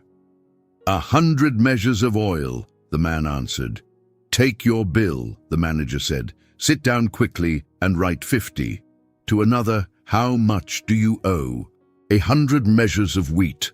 "Take your bill and write 80. He used his last hours of authority to reduce the debts of his master's debtors, buying himself friends who would welcome him into their homes once he was out of a job. And here is the surprise. The master commended the dishonest manager for his shrewdness. Not for his dishonesty, Jesus is careful, but for his shrewdness, his foresight, his decisive use of the present moment to prepare for the future. For the sons of this world, Jesus observed, are more shrewd in dealing with their own generation than the sons of light. And then the application: make friends for yourselves by means of unrighteous wealth, so that when it fails, they may receive you into the eternal dwellings. The point is not that we should be dishonest. The point is a piercing question. Why are people so often more clever, more strategic, more forward-thinking about money and worldly security than they are about eternity? The manager, facing the loss of his position, acted decisively to secure his future. Jesus asks, will you be at least as wise about your eternal future as this scoundrel was about his earthly one? Use what you have been given, your resources, your time, your money, all of which will one day fail, to invest in what lasts forever. Even a dishonest man understood that the present is the moment to prepare for what is coming. How much more should those who know where they are going? Parable 29, the unprofitable servants. Will any one of you, Jesus asked, who has a servant plowing or keeping sheep, say to him when he has come in from the field, "Come at once and sit down at table"? Will he not rather say to him, "Prepare my supper and dress properly, and serve me while I eat and drink, and afterward you will eat and drink"? Does he thank the servant because he did what was commanded? Then Jesus turned it toward his disciples. So you also, when you have done all that you were commanded, say, "We are unworthy servants. We have only done what was our duty." This is a hard word, and it is meant to be because it cuts directly at a subtle spiritual pride that even sincere and hard-working believers fall into. The quiet expectation that our obedience puts God in our debt, that our good works accumulate as credit we can present, that having done what was asked, we have earned a special standing. Jesus dismantles it. When you have done everything, you have still only done your duty. You have not placed God under obligation. There is no surplus of merit that God now owes you for, and far from being a crushing word, this is actually a liberating one, because it frees you from the exhausting bookkeeping of the earned life. You are not laboring to build up a balance that puts God in your debt. You serve because you belong to Him, because it is your joy and your duty, and everything that comes back to you from His hand comes not as wages owed, but as grace given. The servant who understands this is free. The servant who thinks God owes him will spend his whole life keeping a ledger and be perpetually disappointed that the accounts never seem to balance in his favor. Parable 30, the sheep and the goats. This is the last of the great parables Jesus told before his arrest, and it is less a story than a vision of the final judgment, and it transforms the way you understand where Christ is to be found in this world. When the Son of Man comes in his glory, Jesus said, "And all the angels with him, then he will sit on his glorious throne. Before him will be gathered all the nations, and he will separate people one from another, as a shepherd separates the sheep from the goats, placing the sheep on his right and the goats on his left. Then the king will say to those on his right, 'Come, you who are blessed by my Father, inherit the kingdom prepared for you from the foundation of the world. For I was hungry, and you gave me food. I was thirsty, and you gave me drink. I was a stranger, and you welcomed me. I was naked, and you clothed me. I was sick, and you visited me. I was in prison, and you came to me.' And here is the astonishing turn. The righteous are confused. They do not remember doing any of this for the king. 'Lord,' they ask, 'when did we see you hungry and feed you, or thirsty and give you drink? When did we see you a stranger and welcome you, or naked and clothe you? When did we see you sick or in prison and visit you?' And the king answers, 'Truly I say to you, as you did it to one of the least of these my brothers, you did it to me.'" There it is. The transformation that reorders how you see every human being you will ever encounter. The king identifies himself with the hungry, the thirsty, the stranger, the naked, the sick, the imprisoned. He is hidden in the least of these. When you fed the hungry person, you were feeding Christ. When you visited the prisoner, you were visiting Christ. The face of every suffering, overlooked, discarded human being is a face behind which Christ himself is somehow present. And what you do or fail to do for them, you do or fail to do for him. And notice too that the righteous did not know. They did not perform their kindness in order to earn a reward or to be seen serving Christ. They simply loved the people in front of them, and only at the end discovered whom they had been serving all along. To those on the left, the king says the reverse, that in ignoring the least of these, they had ignored him. Both groups are surprised. The difference between them was never in their theology or their knowledge. It was in what they did with the suffering person right in front of them, in whom Christ was hidden the whole time. Parable 31, the two foundations. Jesus ended the greatest sermon ever preached with a story about two builders, and he told it to make one thing unmistakably clear. Hearing his words is not the same as building on them. "Everyone who hears these words of mine and does them," he said, "will be like a wise man who built his house on the rock. And the rain fell, and the floods came, and the winds blew and beat on that house, but it did not fall, because it had been founded on the rock. And everyone who hears these words of mine and does not do them will be like a foolish man who built his house on the sand. And the rain fell, and the floods came, and the winds blew and beat against that house, and it fell, and great was its fall." Notice what is the same in both cases. Both men build a house. Both houses presumably look fine on a clear day. You cannot tell from the outside which one is on rock and which is on sand. And both face the same storm. The rain, the floods, the winds come equally to both. The storm is not a punishment aimed at the foolish builder. It is simply what happens to every house and every life eventually. The difference is not in the weather. The difference is in the foundation, and the foundation is invisible until the storm reveals it. And here is the razor-sharp point Jesus is making, the reason he ends his sermon this way. The difference between the two men is not that one heard his words and the other did not. Both heard. Both men in the parable hear these words of mine.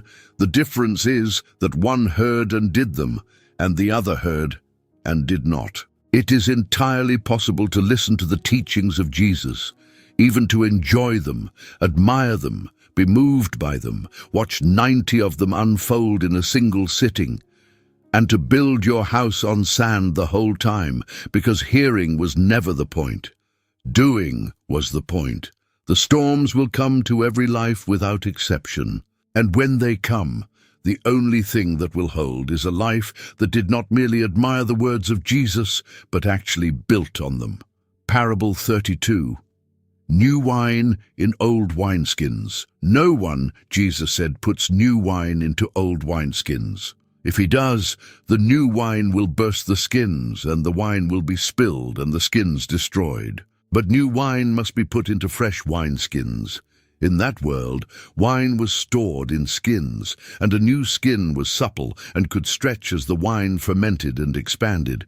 But an old skin had already stretched to its limit and grown brittle. Pour fermenting new wine into a rigid old skin, and the pressure of the new life would split it apart, and both would be lost. Jesus was speaking about what he had come to bring.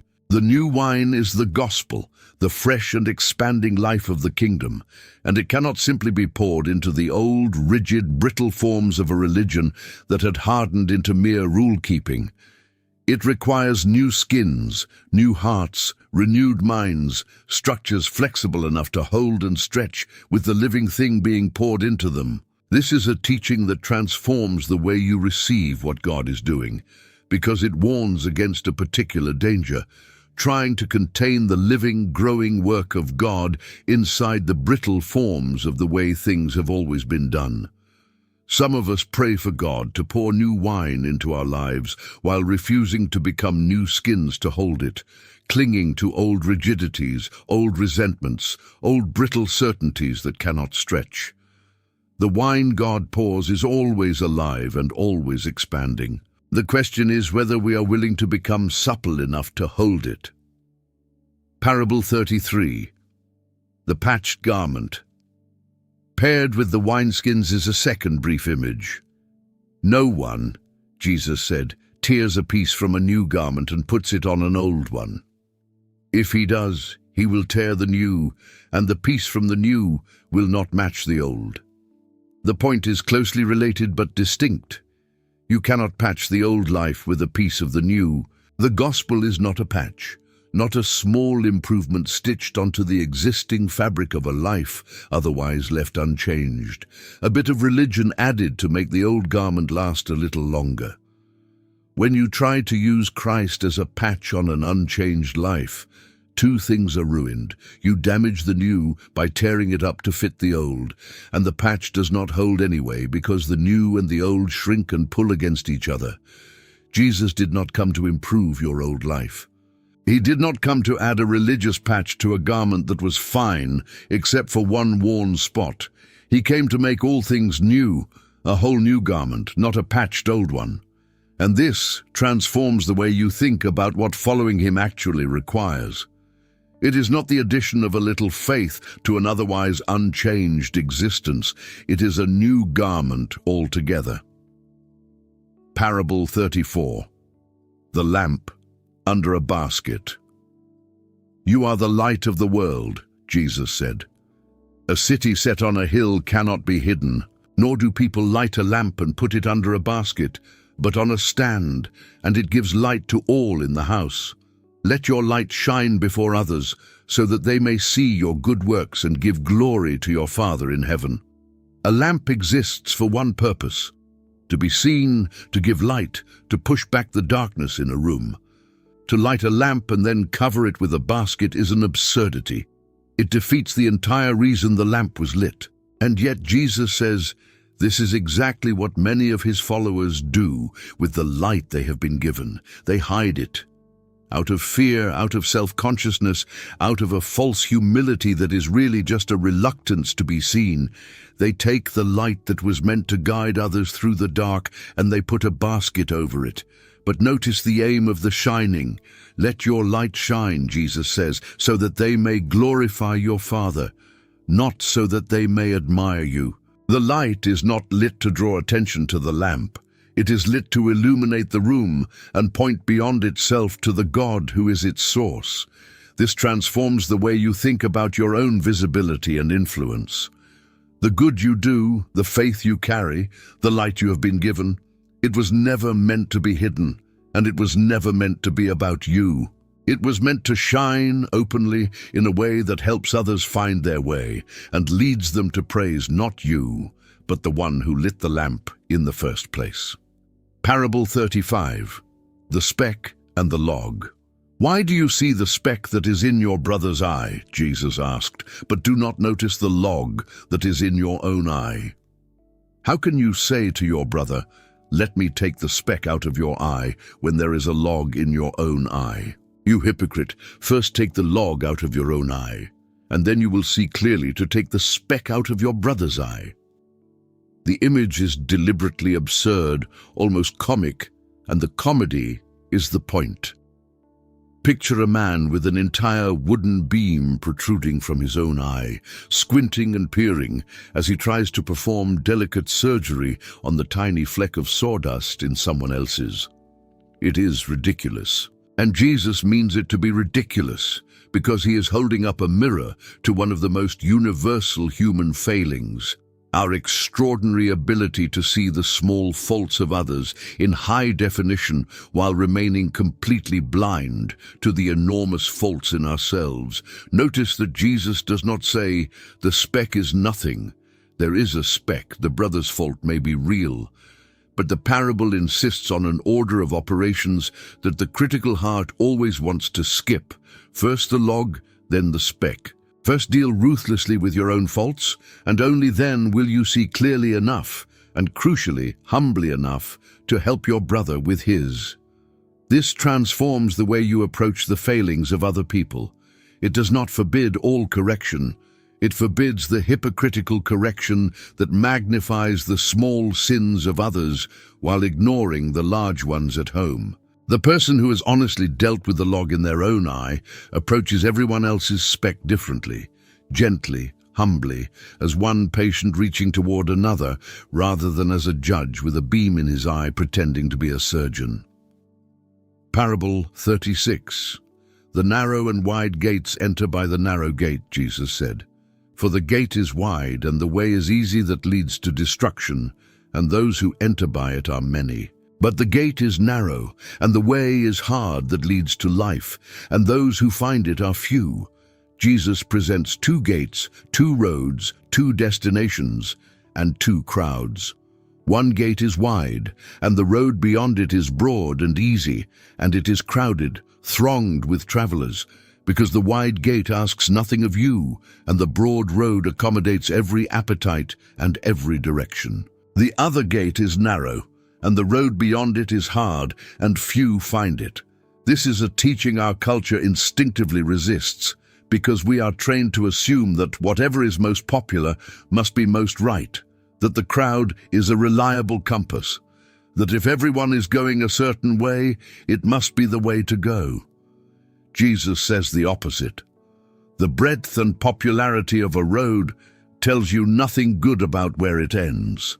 The wide gate is wide precisely because it demands no repentance, no self-denial, no reorientation of a life. You can walk through it exactly as you are, carrying everything, and so nearly everyone does. The narrow gate is narrow because you cannot bring everything through it. You cannot carry your pride and your self-sufficiency and your determination to be your own God through a narrow gate. You have to lay things down to fit. This transforms the way you evaluate your own direction. Do not measure your path by how many others are walking it. Measure it by where it leads. The hard, narrow way that few travel is the one that opens onto life. Parable 37. The wise and faithful servant. Who then is the faithful and wise servant, Jesus asked, whom his master has set over his household, to give them their food at the proper time? Blessed is that servant whom his master will find so doing when he comes. Truly, I say to you, he will set him over all his possessions. But suppose that servant is wicked and says to himself, "My master is delayed," and he begins to beat his fellow servants and to eat and drink with drunkards. The master of that servant will come on a day he does not expect, and at an hour he does not know, and will punish him. The whole parable turns on a single phrase in the wicked servant's heart. My master is delayed.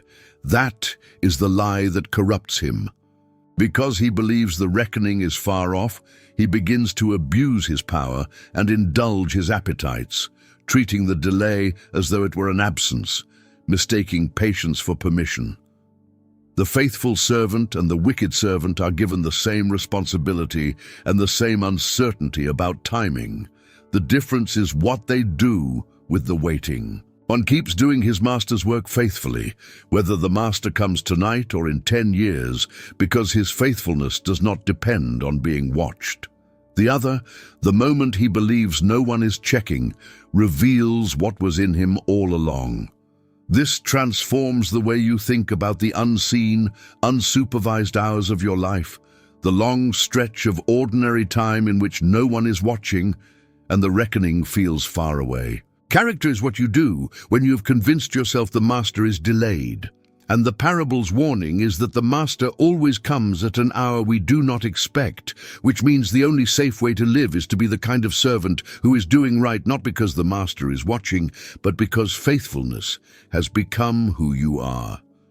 Parable 38. The growing seed. Jesus said, "The kingdom of God is as if a man should scatter seed on the ground, and should sleep and rise night and day, and the seed should sprout and grow. He knows not how. The earth produces by itself first the blade, then the ear, then the full grain in the ear. But when the grain is ripe, at once he puts in the sickle, because the harvest has come." This short parable, found only in Mark, contains a truth that brings deep rest to the anxious worker for God. The farmer scatters the seed, and then, this is the striking part, he sleeps and rises night and day, and the seed grows all on its own, and he does not know how. The growth is not his doing. He cannot make a seed germinate by force of will or effort or worry. He can prepare the ground and scatter the seed, and then he must quite simply trust the mysterious life inside the seed and the God who put it there. The earth produces by itself, automatically. The Greek word is the root of our word, automatic. There is a life in the seed and a power in the soil that operates entirely apart from the farmer's striving. And this transforms the way you think about spiritual growth, both in yourself and in those you love and pray for. So much of our anxiety comes from believing that everything depends on our effort, that if we do not force the growth, it will not happen, that the fate of every seed rests on how hard we work the field. Jesus says, "Scatter the seed faithfully, and then rest." There is a power at work that is not yours. The kingdom grows by a life you did not put there and cannot control, in the quiet dark of the soil, according to its own seasons, first the blade, then the ear, then the full grain, and the harvest will come. Your job is to sow and to trust. God's job is to grow. Parable 39, the householder's treasure. At the end of a long day of telling parables, Jesus asked his disciples, "Have you understood all these things?" They said to him, "Yes." And he said to them, "Therefore every scribe who has been trained for the kingdom of heaven is like a master of a house, who brings out of his treasure things new and old." It is a small saying, easily overlooked, but it is Jesus describing what happens to a mind that has truly received his teaching. The trained disciple becomes like a householder with a rich storeroom, able to bring out treasures both new and old, able to hold the old truth of the scriptures and the new revelation of the kingdom together, not discarding one for the other, but drawing on both as the moment requires. This transforms the way you think about growth in understanding. The goal is not to accumulate new insights while throwing away everything old, nor to cling only to the old while refusing anything new.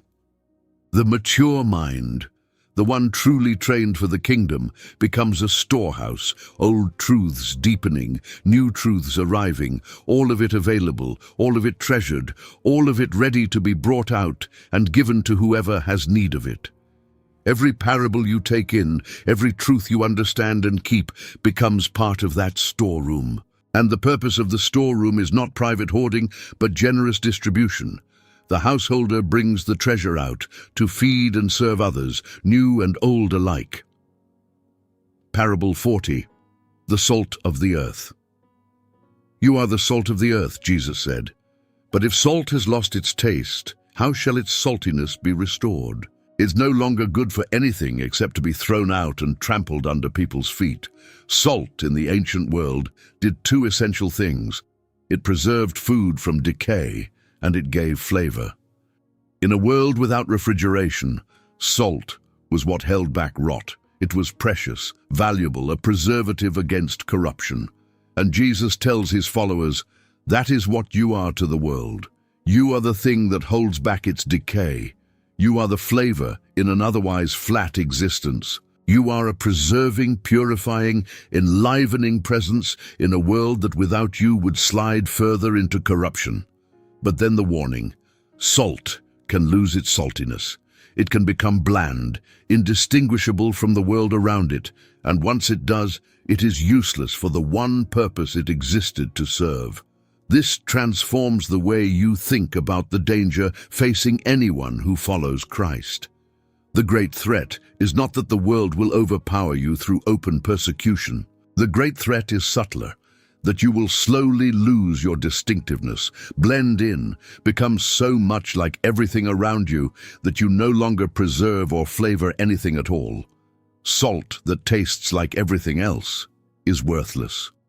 And a follower of Christ who has become indistinguishable from the world around them has lost the very thing that made them useful to it. The call is not to withdraw from the world, but to remain genuinely different within it, to keep your savor, to stay salt. Parable 41. The wise steward, watching for his master.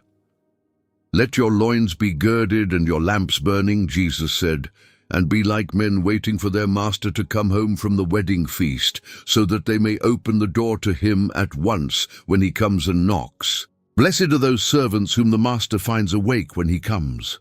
The image is of servants left in charge of a house while the master is away at a celebration, not knowing exactly when he will return. It could be the second watch of the night or the third, deep in the small hours before dawn. The faithful servants keep their lamps lit and their clothing ready, staying alert through the long dark so that whenever the knock comes, they can open the door at once. And then Jesus says something extraordinary and tender that transforms the whole image of what waiting for God is like. Blessed are those servants whom the master finds awake, he says. Truly, I tell you, he will dress himself for service and have them recline at table, and he will come and serve them. Read that again. The master, returning to find his servants faithfully waiting, does not sit down and demand to be served. He girds himself, seats them at the table, and serves them. This is the God Jesus reveals, a master who, finding his servants faithful, becomes their servant, who rewards their watchfulness by waiting on them himself. The transformation here is in the very picture of God we carry. We expect that faithfulness earns us the privilege of serving him forever. Jesus says that faithfulness is met with a master who kneels and serves us. Stay awake, keep the lamp burning, wait faithfully through the dark, not because the master is harsh, but because the one who is coming is so astonishingly good that he will seat you at his own table and serve you with his own hands. Parable 42. The return of the unclean spirit. When the unclean spirit has gone out of a person, Jesus said, it passes through waterless places seeking rest.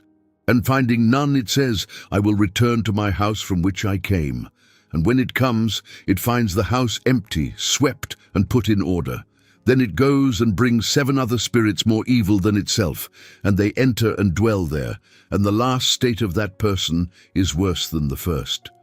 This is a sobering teaching, and it addresses a danger that pure moral reform can never escape.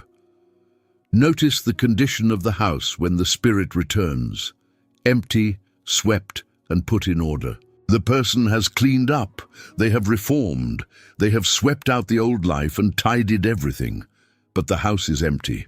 Nothing has moved in to take the place of what was driven out, and an empty house, however clean, is simply a vacancy waiting to be filled, and what fills it is worse than what left. The transformation this works in your thinking is crucial because it corrects a mistake that sincere people make constantly.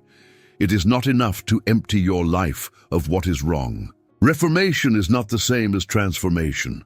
You cannot simply stop the old behavior, sweep the house, and leave it empty, because the human soul is not made to be empty. It will be occupied by something. If Christ does not fill the swept house, the old occupants return with reinforcements. The goal was never merely to be cleaned out. The goal was to be filled, occupied by the Spirit of God, indwelt, made into a home where the good has taken up residence so thoroughly that there is no vacancy for the old evil to reclaim. Do not just sweep the house. Invite the rightful owner to live in it. Parable 43.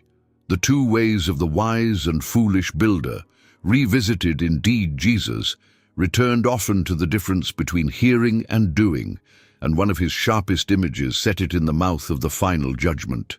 Not everyone who says to me, Lord, Lord, he warned, will enter the kingdom of heaven, but the one who does the will of my Father who is in heaven. On that day many will say to me, Lord, Lord, did we not prophesy in your name, and cast out demons in your name, and do many mighty works in your name? And then I will declare to them, I never knew you. Depart from me. This is among the most frightening things Jesus ever said, and it is meant to be because it shatters a false security that many religious people rest in. The people rejected here are not atheists or open sinners. They are people who called Jesus Lord, who prophesied and cast out demons and did mighty works in his name. Impressive spiritual resumes, remarkable religious activity. And yet Jesus says, I never knew you. The problem was not a lack of activity. The problem was the absence of relationship. They knew about him. They used his name. They did things in his name. But he did not know them in the deep biblical sense of intimate, loving relationship because they had never actually come to him, only worked for him. This transforms the way you think about what actually matters in the spiritual life. It is possible to be extremely busy for God and never actually know him. It is possible to build an impressive record of religious accomplishment on the foundation of sand. The one thing Jesus looks for is not the size of your ministry or the drama of your spiritual works. It is whether he knows you, whether there is a real relationship, a genuine doing of the Father's will, a heart that came to Christ himself and not merely to the benefits and platforms his name could provide. Depart from me, I never knew you, are words no one should risk hearing. And the way to never hear them is not to work harder in his name, but to actually know him. Parable 44. The children in the marketplace. To what shall I compare this generation? Jesus asked. It is like children sitting in the marketplaces and calling to their playmates, We played the flute for you, and you did not dance. We sang a dirge, and you did not mourn. It is a picture of sulking, contrary children who refuse to be pleased by anything. Their friends offer a happy game, flute music for dancing, and they refuse to play. Their friends switch to a different game, a funeral dirge for mourning, and they refuse that too. Nothing offered is ever acceptable. The problem is not the game. The problem is the heart that has decided in advance to be displeased. Then Jesus applied it with precision. John the Baptist came neither eating nor drinking, living an austere and severe life in the wilderness, and they said, He has a demon. The Son of Man came eating and drinking, joining feasts and befriending sinners, and they said, Look at him, a glutton and a drunkard, a friend of tax collectors and sinners. Do you see the trap? John was too austere. Jesus was too joyful. Whatever was offered, this generation found a reason to reject it. Their objection was never really about the style of the messenger. Their hearts had already refused the message, and they simply reached for whatever criticism was nearest to justify a rejection they had already decided on. This transforms the way you examine your own resistance. It exposes a particular dishonesty of the unwilling heart, the way it dresses up its refusal in reasonable-sounding objections that shift depending on what is offered. When someone is determined not to respond to God, they will always find a reason. The church is too strict or too loose, the preacher too serious or not serious enough, the faith too demanding or too easy. The objections contradict each other, which reveals that they were never the real reason. The real question is never whether God has offered his message in an acceptable form. It is whether your heart has already decided, underneath all the objections, to dance to nothing. Parable 45. The strong man bound. How can Satan cast out Satan? Jesus asked, answering those who accused him of driving out demons by demonic power. If a kingdom is divided against itself, that kingdom cannot stand. And then he gave the real explanation in a brief, powerful image. No one can enter a strong man's house and plunder his goods unless he first binds the strong man. Then indeed he may plunder his house. The picture is of a heavily guarded house, a strong man, armed, watching over his possessions, secure in his domain. You cannot simply walk in and carry off what he is guarding. There is only one way to plunder that house. Someone stronger must first come and bind the strong man, and only then can his goods be taken and his captives set free. Jesus is explaining what his ministry actually is. The strong man is the enemy, holding humanity captive, guarding his domain of sickness and bondage and death. And Jesus has come as the stronger one, entering the strong man's house, binding him and plundering his goods, which is to say, setting free the people the enemy held captive. Every healing, every deliverance, every rescued soul is an act of plunder, the stronger man carrying off what the strong man had claimed. This transforms the way you understand the spiritual reality behind your own struggles. You may feel held, bound, captive to things stronger than yourself, and on your own strength you cannot simply walk out of the strong man's house. But the whole point of the gospel is that one stronger than the one who holds you has come. He has bound the strong man, and he is in the business of plunder, of walking into the guarded house and carrying his people out to freedom. Parable 46. The unshrunk. Cloth and the cost of the new Jesus continually pressed the truth that what he brought could not be tamed to fit the old order, and he layered image upon image to make it unmistakable. We have seen the wineskins and the garment. He pressed the same truth again and again because the human tendency to domesticate God's new work is so persistent. The people around him kept trying to fit Jesus into their existing categories, to make him one more teacher, one more prophet, one more improvement on the religion they already had. And he kept insisting, "What I am bringing is not an addition to your system. It is not a reform of the old arrangement. It is new creation. Consider what this means for the way you approach your own faith." There is a constant temptation to treat following Jesus as a matter of adding him to a life that otherwise continues exactly as before, to keep the old self entirely intact and simply append some religious observance to the edges of it. But the whole thrust of these images is that the new cannot be contained by the old. You cannot keep your old center and add Jesus as a decoration. The new wine will burst the old skin. The new patch will tear the old garment.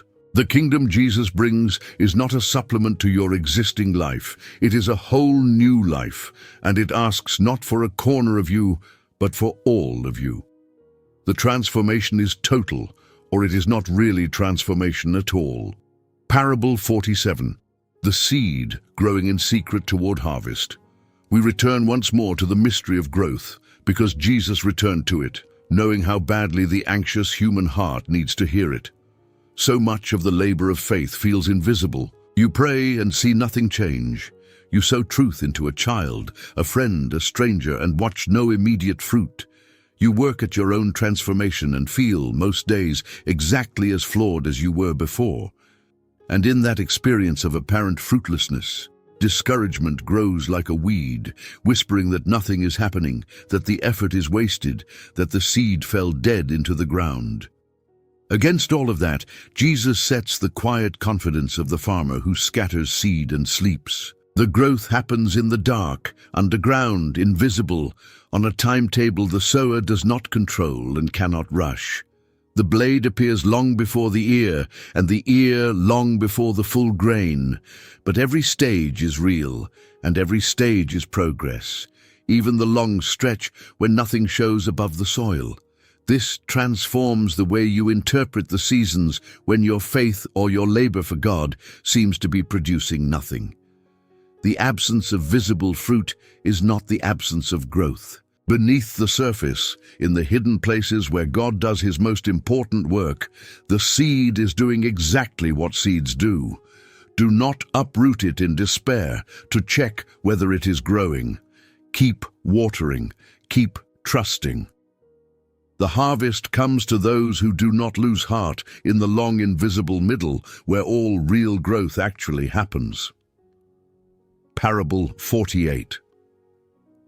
The lowest seat at the table. Jesus noticed how the guests at a dinner chose the places of honor, and he told them a parable. When you are invited by someone to a wedding feast, he said, do not sit down in a place of honor, lest someone more distinguished than you be invited, and the host come and say to you, give your place to this person, and then you will begin with shame to take the lowest place. But when you are invited, go and sit in the lowest place, so that when your host comes, he may say to you, friend, move up higher. Then you will be honored in the presence of all who sit at table with you. On the surface, this reads almost like social advice, clever etiquette for climbing the social ladder gracefully. But Jesus is doing something far deeper than teaching table manners. He states the principle underneath it plainly, for everyone who exalts himself will be humbled, and he who humbles himself will be exalted. This is a fundamental law of the kingdom of God, running exactly counter to the law of the world. The world says, promote yourself, claim your place, take the high seat before someone else does, project importance and others will believe it. Jesus says the kingdom runs the other way. The path upward in God's economy runs downward first. Those who grasp at honor lose it. Those who freely take the low place are the ones lifted up. This transforms the way you think about your own hunger for status and recognition. The exhausting work of self-promotion, of jockeying for position, of making sure you get the credit and the honored seat, Jesus quietly reveals it as not only spiritually corrosive, but ultimately self-defeating. The one who seizes the high seat is heading for public embarrassment. The one who is content with the low seat is the one the host delights to raise. Stop clawing your way to the head of the table.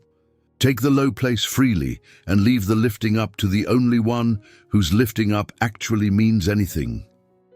Parable 49. Inviting those who cannot repay. To the same host at the same dinner, Jesus turned and offered a second, harder word. When you give a dinner or a banquet, he said, do not invite your friends or your brothers or your relatives or your rich neighbors, lest they also invite you in return and you be repaid. But when you give a feast, invite the poor, the crippled, the lame, the blind, and you will be blessed because they cannot repay you. For you will be repaid at the resurrection of the just. Jesus is dismantling the entire economy of transactional generosity, the invisible system of reciprocity that governs so much of human social life, where we give to those who can give back, invite those who will invite us, do favors for those positioned to return them, and quietly keep the whole ledger balanced.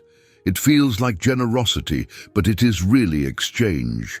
You are not giving, you are trading, investing in a return. And Jesus says, real generosity begins exactly where the possibility of repayment ends. Invite the ones who cannot pay you back, the poor who have nothing to give you, the outsiders who can add nothing to your status, the people from whom you will receive precisely nothing in return. That, Jesus says, is when giving becomes actual giving rather than disguised exchange. This transforms the way you examine your own kindness. It presses an uncomfortable question. How much of what I call generosity is really investment? How much of my giving is quietly aimed at people who can do something for me?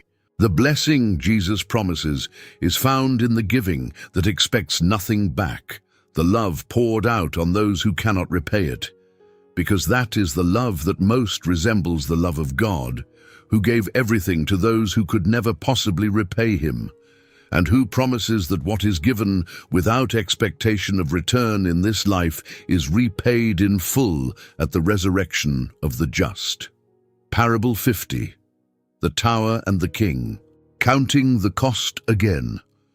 Jesus was so unwilling to gather half-committed followers under false pretenses that he returned to the theme of counting the cost with unusual bluntness.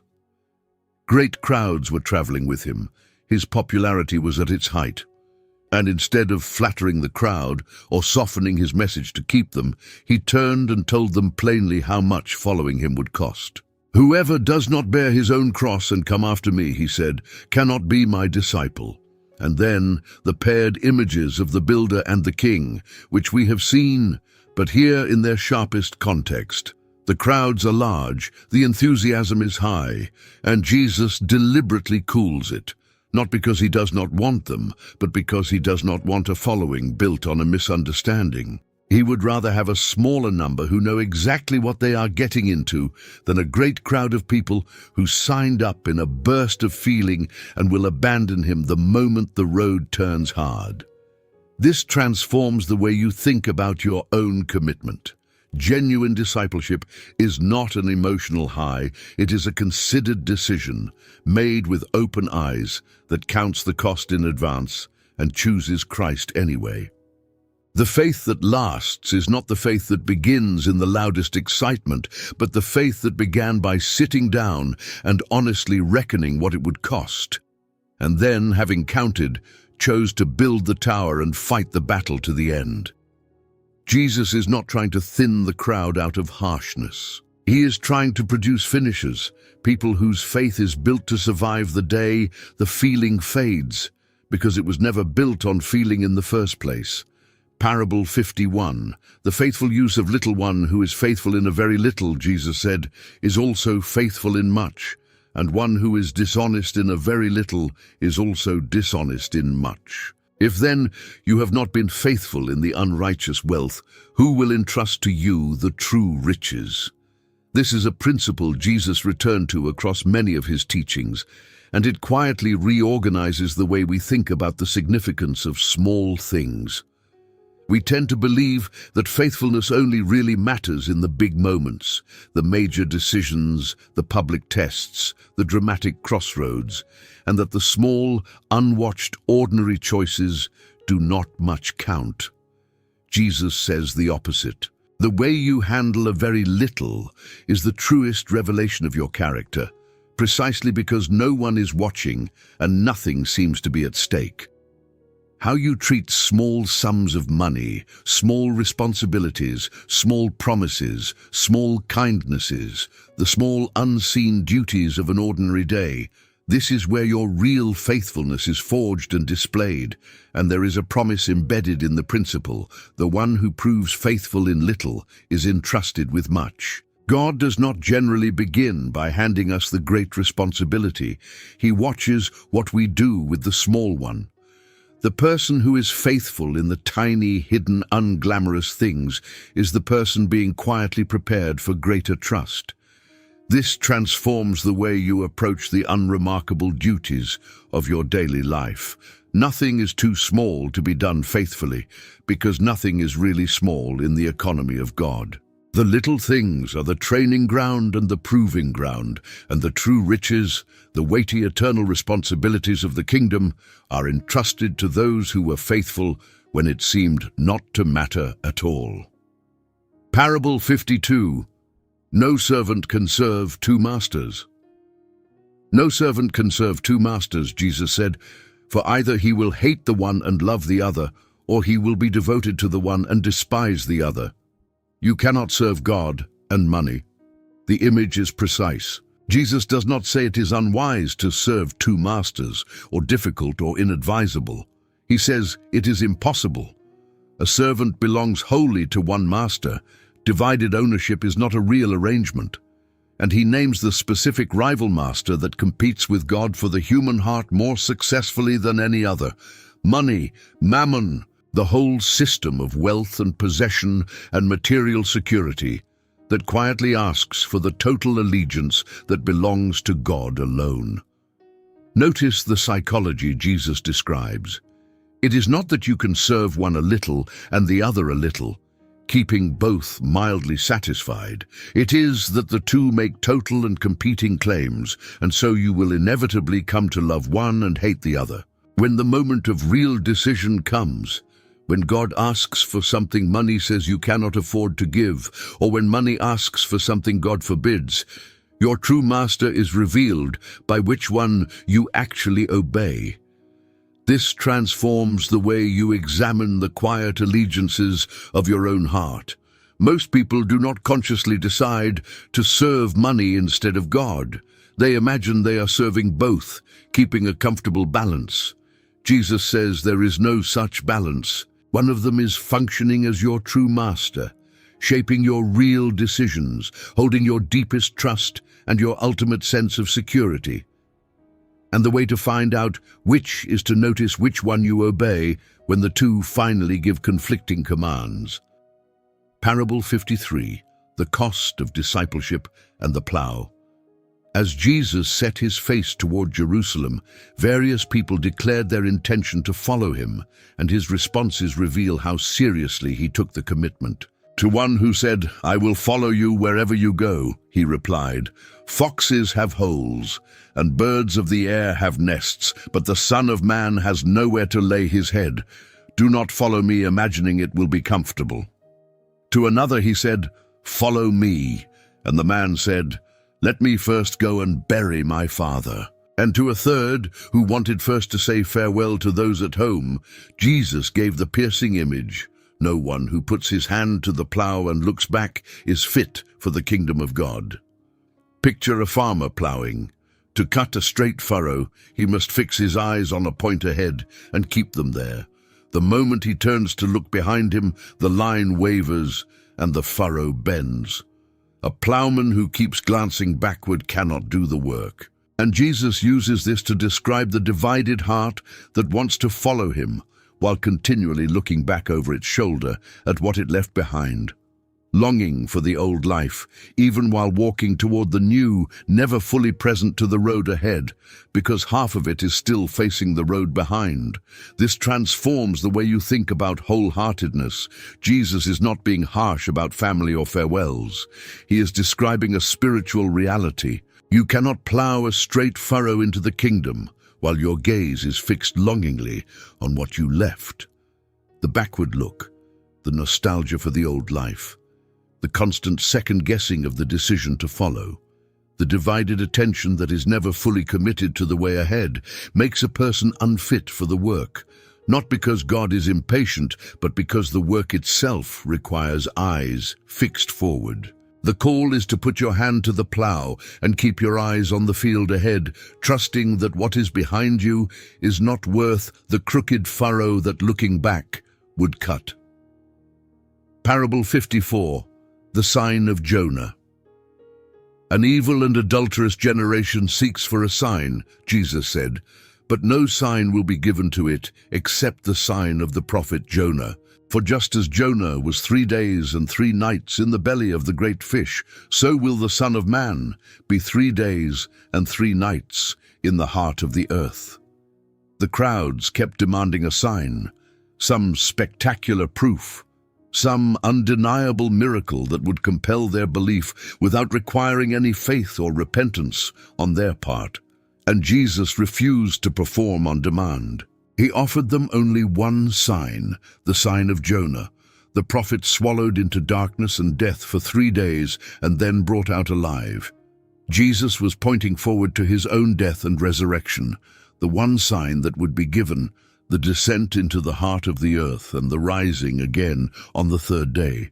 But there is a second edge to the sign of Jonah. Jonah was not only 3 days in the fish, he was also the reluctant prophet whose preaching, when he finally delivered it, caused the great pagan city of Nineveh to repent in sackcloth and ashes. And Jesus drew the comparison sharply. The men of Nineveh repented at the preaching of Jonah, and behold, something greater than Jonah is here. The pagans of Nineveh repented at a reluctant prophet's warning, while the people standing in front of Jesus, hearing the very words of God incarnate, would not. This transforms the way you think about the evidence you demand from God. The heart that will not believe is never really short of evidence. It is short of willingness. It always wants one more sign, one more proof before it will commit, and it would not be satisfied even by resurrection, as the whole history that followed proved. The greatest sign has already been given. The tomb is already empty. The question is not whether God has provided enough evidence. The question is whether we are willing to repent in the light of the sign already given. Parable 55, the divided kingdom. Every kingdom divided against itself is laid waste, Jesus said, and no city or house divided against itself will stand. He said it to refute the absurd charge that he cast out demons by the power of demons. For if that were true, the kingdom of darkness would be at war with itself and could not endure. But the principle reaches far beyond that argument into a truth about the destructive power of internal division wherever it takes hold. A house divided against itself cannot stand. The greatest threat to a kingdom, a community, a family, or a single human soul is very often not the enemy outside the walls, but the division within them. What topples a house is frequently not the storm without, but the split within, the internal conflict, the war between its own members or its own competing loyalties that hollows out its strength until it collapses under its own weight. This transforms the way you think about the divisions in your own life and world. It applies to the human heart perhaps most of all. For a soul divided against itself, pulled between two masters, torn between the old life and the new, wanting God and wanting what God forbids at the same time, is a soul at war with itself, and such a war is exhausting and, if never resolved, destructive. Jesus consistently calls his followers toward wholeness, toward integrity in the literal sense of being integrated, undivided, single-hearted. The undivided heart is the strong heart. The house united within itself is the house that stands. And the invitation running underneath the warning is toward that unity, to let the war inside be ended by giving the whole house, undivided, to a single rightful Lord. Parable 56. The eye as the lamp of the body. The eye is the lamp of the body, Jesus said. So if your eye is healthy, your whole body will be full of light. But if your eye is bad, your whole body will be full of darkness. If then the light in you is darkness, how great is that darkness? The image works on the way vision determines everything. The eye is the organ through which light enters. If the eye is good and clear, light floods the whole body, and a person can see and walk and live in the light. But if the eye is diseased or dark, then no matter how much light surrounds them, none of it gets in, and the whole body is left in darkness. What you take in through the eye determines whether you live in light or dark. Jesus is speaking about far more than physical sight. The eye here is the whole way you perceive and focus and value, the lens through which you interpret everything. If that inner eye is healthy, generous, single, fixed on God, then your entire inner world fills with light. But if that inner eye is bad, clouded by greed, by envy, by a grasping and divided focus, then your whole inner life fills with darkness, and most frighteningly, you may not even know it, because the very faculty you would use to detect the darkness is itself darkened. If the light in you is darkness, how great is that darkness? This transforms the way you attend to what you focus on and take in. Guard the eye. Be careful what you fix your gaze upon and what you allow to shape your seeing, because it is not a neutral matter. The health of your inner eye determines whether your entire being is filled with light or with a darkness so complete you can no longer even recognize it as dark. Parable 57, the faithful and the little flock. Fear not, little flock, Jesus said, for it is your Father's good pleasure to give you the kingdom. Sell your possessions and give to the needy. Provide yourselves with money bags that do not grow old, with a treasure in the heavens that does not fail, where no thief approaches and no moth destroys. For where your treasure is, there will your heart be also. The tenderness of the address is the doorway. Little flock. Jesus' followers were few, vulnerable, without power or wealth or influence. A small and easily frightened flock in a world of wolves. And to them he says, fear not. Not because the dangers are not real, but because of who their Father is and what it is his good pleasure to give them, nothing less than the kingdom. The antidote to the fear of the vulnerable is the character of the Father who delights to give. And then the striking instruction about treasure, which contains one of the most piercing sentences Jesus ever spoke.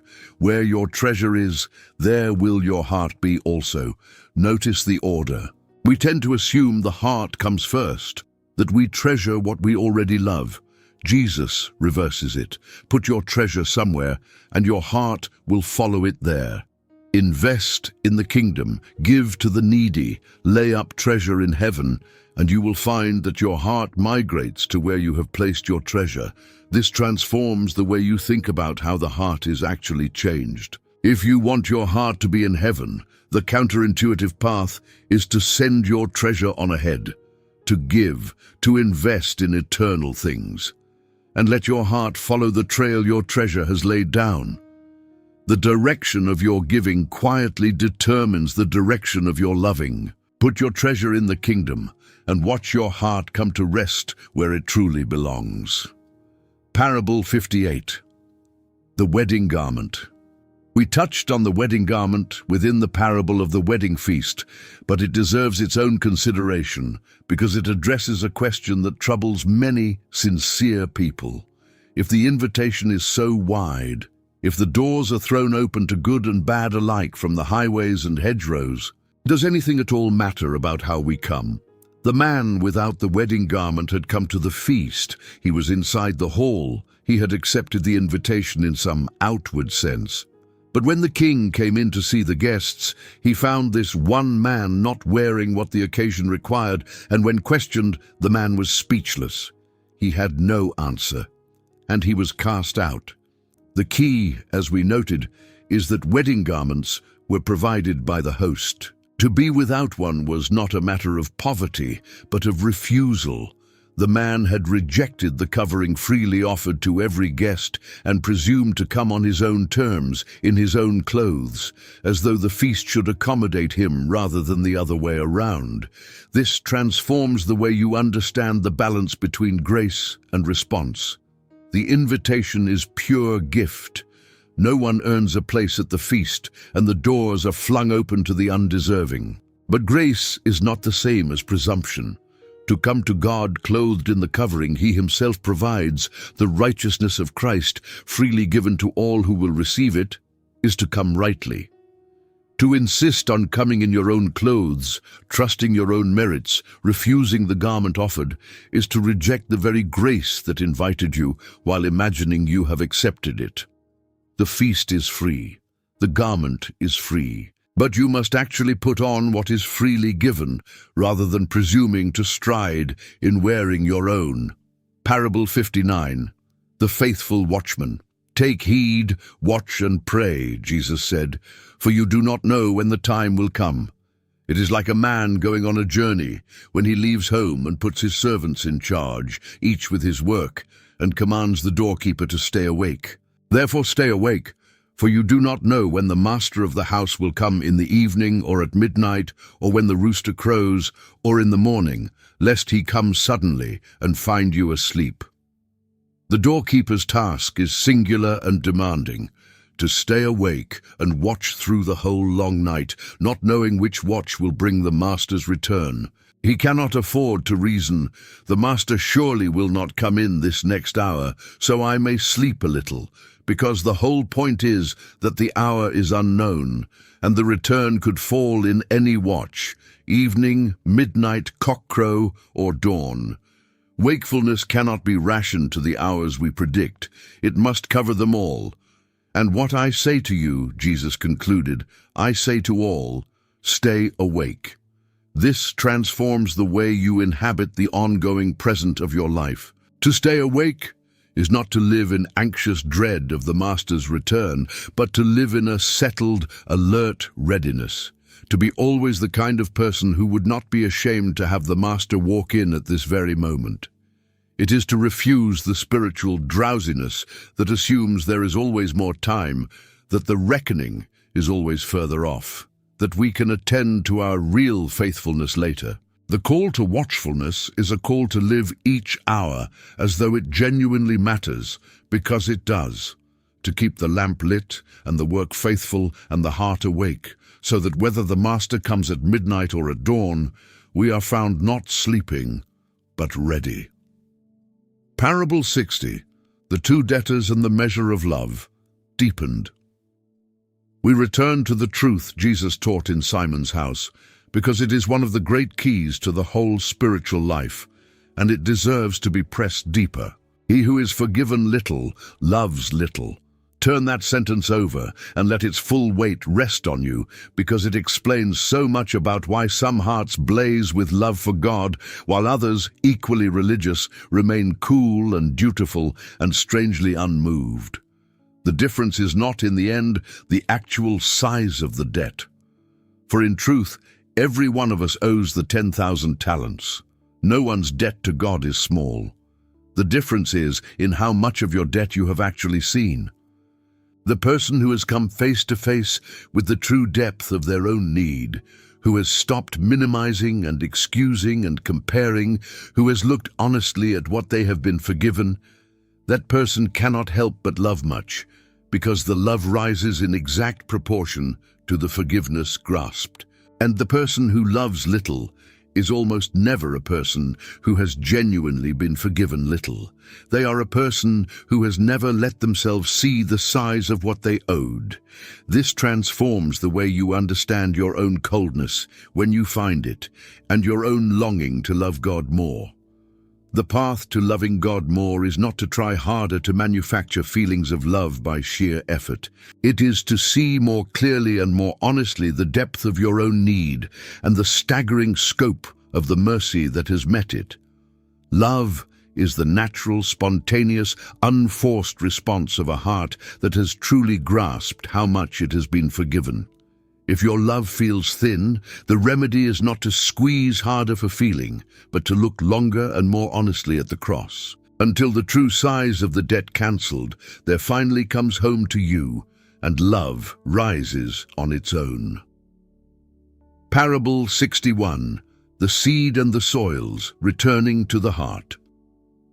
Having walked through so many parables, we return, as Jesus intended us to the soils, because he said this was the parable that unlocks all the others, and now, near the middle of our journey, its meaning has deepened. Each of the stories we have received has been a seed, and the question the sower's parable presses is not, in the end, about other people. It is about the ground of our own listening. Consider honestly which soil you have been as these teachings have fallen, Have there been truths that landed on hard ground and were snatched away before they could root, because the heart was too packed down by cynicism or distraction to receive them? Have there been truths that sprang up with a rush of feeling, but found no depth, no root, no willingness to let the truth cost anything? Truths you were moved by for a moment and then forgot. Have there been truths choked before they could bear fruit by the thorns of worry and wealth and the endless desire for other things, crowded out by a life too full to let them grow? And have there been truths that fell, at last, on good ground, heard, understood, held fast, and beginning even now to bear fruit? This is the transforming power of the sower's parable. It turns the analysis around. It stops us from asking why the seed does not grow in others, and asks instead what kind of ground we ourselves have become. And the deepest hope of the parable, which we can now see clearly, is that soil is not fixed. The hard path can be broken up by the plow of honest sorrow. The rocky ground can have its stones dug out by a willingness to let truth go deep and cost something. The thorns can be pulled by a deliberate refusal to let lesser things crowd out the greatest. You are not condemned to be the soil you have been. The same word that could not root in you yesterday can bear 100-fold in you tomorrow, if the ground of your heart is broken open and made ready to receive it. Parable 62. The kingdom belonging to children. People were bringing little children to Jesus that he might touch them, and the disciples rebuked them, thinking the master had more important things to do. But when Jesus saw it, he was indignant and said, "Let the children come to me, do not hinder them, for to such belongs the kingdom of God. Truly I say to you, whoever does not receive the kingdom of God like a child shall not enter it." And he took them in his arms and blessed them, laying his hands on them. Jesus deliberately holds up the little child as the model of how the kingdom is received. And it is worth asking exactly what quality of the child he means, because he is not praising childishness or naivety. He is pointing to the way a small child receives, with empty hands, with no achievements to present, with no pretense of self-sufficiency, with simple trust and open dependence. A child does not earn its place in the family. It simply belongs and receives everything as a gift and depends utterly and without embarrassment on the parent who provides. This transforms the way you think about how a person actually enters the kingdom of God. The adult instinct is to approach God the way we approach everything else, with a resume, with accomplishments, with a case for why we deserve to be admitted, with the pride of the self-made who want to earn their standing. Jesus says the door is shut to all of that. The kingdom is received like a child receives, by those humble enough to come with empty hands and simply trust, to accept what cannot be earned, to depend rather than achieve. This is not a lowering of the standard, it is the removal of the very thing the proud heart most wants to bring. You do not enter the kingdom by growing important enough to deserve it. You enter it by becoming small enough to receive it as a gift. Parable 63. The rich young ruler and the eye of the needle. A rich young ruler ran up to Jesus and knelt before him. "Good teacher," he asked, "what must I do to inherit eternal life?" He had kept the commandments from his youth, he said, and Jesus, looking at him, loved him. And then Jesus named the one thing the young man lacked. "Go, sell all that you have and give to the poor, and you will have treasure in heaven, and come, follow me." And the young man's face fell, and he went away sorrowful, for he had great possessions. This is one of the few times the Gospels record that Jesus looked at someone and loved him, and it was in that love that he named the hard thing. The young man was sincere, moral, religious, and successful. He had done everything right by every visible measure. But there was one thing that held his heart, one master competing with God, one treasure he could not let go of, and Jesus, loving him, put his finger precisely on it. He did not ask every follower to sell everything. He asked this man, because this was the thing that owned him. Then Jesus turned to his disciples and said, "How difficult it will be for those who have wealth to enter the kingdom of God. It is easier for a camel to go through the eye of a needle than for a rich man to enter the kingdom." The disciples were astonished. In their world, wealth was assumed to be a sign of God's favor, and Jesus answered with the sentence that holds the whole hope of the passage. "With man it is impossible, but not with God. For all things are possible with God." This transforms the way you understand what stands between a person and the kingdom. It is not usually a great and obvious sin. It is more often a good thing held too tightly, a possession, a status, a security, a treasure the heart will not release. And the entrance is genuinely impossible by human effort. No one can pry their own fingers off their idol by willpower alone. But what is impossible for us is possible for God, who is able to do in a heart what the heart cannot do for itself, to loosen its grip on the treasure it clung to and free it to follow. Parable 64, the first and the last. Peter, having watched the rich young ruler walk away, said to Jesus, "See, we have left everything and followed you. What then will we have?" And Jesus assured him that no one who has left home or family or possessions for his sake will fail to receive back 100-fold, along with eternal life. But then he added the enigmatic warning, "But many who are first will be last, and the last first." This short saying runs like a thread through many of Jesus' teachings, and it is a direct assault on the human obsession with ranking. We are relentless rankers, always measuring who is ahead and who is behind, who is greater and who is lesser, where we stand in the order of importance and merit. And Jesus warns that the kingdom of God will overturn all our rankings. The ones assumed to be first, the wealthy, the religiously accomplished, the important, those confident of their high standing, may find themselves last. And the ones counted last, the poor, the overlooked, the sinners who came in from the highways, those who made no claim to any standing at all, may find themselves first. This transforms the way you hold your own sense of position, whatever it is. If you consider yourself among the first, spiritually advanced, morally accomplished, ahead of others in the race, this is a sharp warning against the pride that assumes its own high place, because that very confidence may land you last. And if you consider yourself among the last, unworthy, behind, disqualified, at the very back of the line, this is an extraordinary word of hope, because in the kingdom of God the last are not forgotten but frequently brought to the front. The lesson is to stop ranking altogether, to abandon the whole exhausting business of measuring your place against others, and simply to follow, trusting that the God who overturns all human rankings will set each one exactly where grace, not merit, determines. Parable 65. The two sons and the vineyard deepened. We return to the two sons, the one who said no and went, and the one who said yes and did not, because the parable presses on a self-deception so common that it bears looking at twice.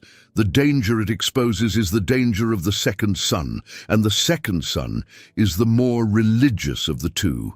He is the one who says all the right words. "Yes, sir, I go." He offers no rebellion, no refusal, no offense, only agreement, compliance, the appearance of obedience. And then he does nothing. This is the particular trap of those who have been around religion for a long time. It is possible to become so fluent in the language of yes, so practiced at the right words, the right sentiments, the right public affirmations, that we mistake the saying for the doing. We say yes to God in 100 ways, in our worship, in our stated beliefs, in our verbal commitments, in the version of ourselves we present. And the whole time, in the actual vineyard where the actual work is, we may not be present at all. The words have quietly become a substitute for the obedience rather than an expression of it. This transforms the way you examine the gap between your words and your life. Jesus' verdict is unambiguous. It was the Son who said no and went who did the Father's will, not the Son who said yes and stayed home. God is not honored by the yes we speak, but by the going we do. And the searching question the parable leaves with each of us is simply this: in the places where I have said yes to God, really said yes, sincerely, publicly, even movingly, have I actually gone into the vineyard? Or have I mistaken the warm feeling of having said yes for the costly reality of having obeyed? Parable 66. The wedding feast and the wide invitation. Deepened. The parable of the wedding feast holds a tension we must not resolve too quickly, because both halves of it are true, and we are always tempted to keep only one. On one side stands the breathtaking width of the invitation. When the first guests refused, the king did not cancel the feast or shrink the guest list to the deserving. He threw the doors open wider than anyone expected, sending his servants into the streets and lanes and out to the very highways and hedges, gathering in everyone they found, bad and good alike, until the hall was full. This is grace at its most scandalous. The feast filled with people who had no prior claim, no invitation by merit, nothing to recommend them except that they came when they were called. And on the other side stands the sober scene of the man without the wedding garment, cast out for presuming to come on his own terms. Both are in the same parable, and we must hold them together, because our hearts always want to keep one and drop the other. Some want only the wide open door and no wedding garment at all. Grace without any response, an invitation that asks nothing and changes nothing. Others want only the garment and a narrow, deserving guest list, response without grace, a feast for the qualified. Jesus gives us both at once. This transforms the way you hold the gospel itself, which lives precisely in this tension. The invitation is wider than your worst fears. There is genuinely room at the feast for the people the world wrote off, for the ones who came in from the streets with nothing, for you at your most undeserving. And the invitation still calls for a response, for the garment freely offered but genuinely put on, for a coming that receives what the king provides rather than presuming on the king's hospitality. Many are called, the call goes out to all. And those who are chosen are those who came and who received the covering the king held out, rather than striding in on the strength of their own clothes. Parable 67. Watching for the thief in the night. But know this, Jesus said, that if the master of the house had known at what hour the thief was coming, he would not have left his house to be broken into. You also must be ready, for the Son of Man is coming at an hour you do not expect. It is a jarring image, the coming of the Lord compared to the arrival of a thief in the night. But the point of the comparison is precise and singular. It is entirely about the unexpectedness of the hour. A thief does not send advance notice. He does not announce the night he will come. The whole danger, from the householder's point of view, is that the hour is unknown, and so the only defense is constant readiness, a watchfulness that does not depend on being able to predict the moment. This transforms the way you think about preparation and time. The human tendency is to procrastinate on the things that matter most, precisely because their hour feels distant and unknown. To assume that because we cannot see the day coming, it must be far off, and that we will have time to get ready when we see it approaching. Jesus dismantles that assumption. The very unknowability of the hour is the reason for constant readiness now, not later. You cannot plan to get ready at the last minute, because you will not be given notice of when the last minute is. The householder who thought he would deal with the threat when he saw it coming lost everything, because the thief does not cooperate with our procrastination.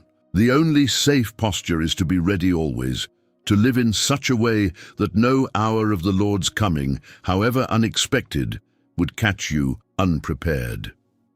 Parable 68. The talents and the fear that buries. We return to the servant who buried his 1 talent because his failure is subtler and more common than the failures of the openly wicked, and it deserves a closer look. He did not steal the talent. He did not squander it in reckless living.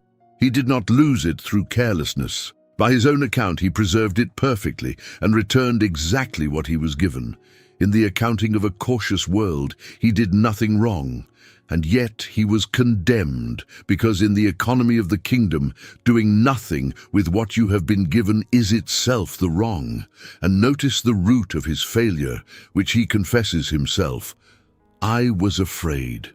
His paralysis grew from a specific fear, and that fear grew from a specific misunderstanding of the master.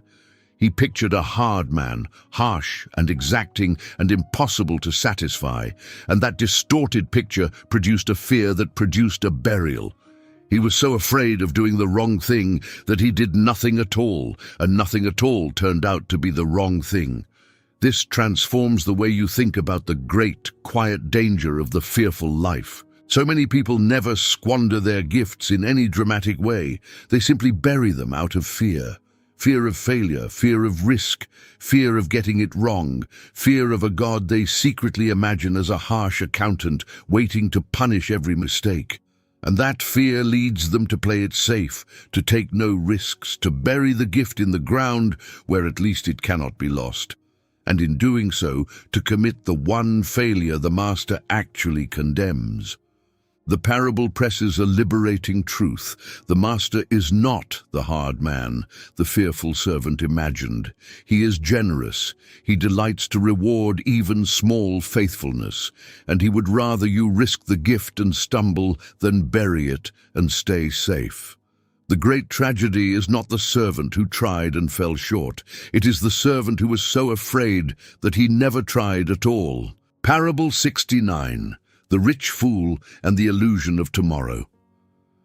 We return to the rich man with his overflowing barns, because his particular foolishness is so quietly universal that most of the modern world would call it wisdom. He had a bumper harvest, and he made plans, sensible, prudent, forward-thinking plans. He would tear down his barns, build bigger ones, store up his surplus, and then relax into years of ease. By every worldly standard, he was doing exactly the right thing. And God called him a fool. The heart of his folly was a single hidden assumption, so deep he never even examined it, the assumption of tomorrow. He said to his soul, "You have ample goods laid up for many years, as though the years were his to count on, as though tomorrow were a possession he held securely. But he did not hold it. This very night, God said, your soul is required of you." The whole elaborate structure of his planning rested on a foundation of time he simply assumed he had and did not. This transforms the way you think about the future you are quietly counting on. The rich fool's error was not planning, and not even wealth. It was building his entire life on the presumption of a tomorrow that was never guaranteed, while giving no thought at all to the God before whom he would stand and the eternity for which he made no provision. He was rich toward himself and bankrupt toward God, and he ran out of time with the accounts in exactly that ruinous state. The parable does not teach us to stop planning.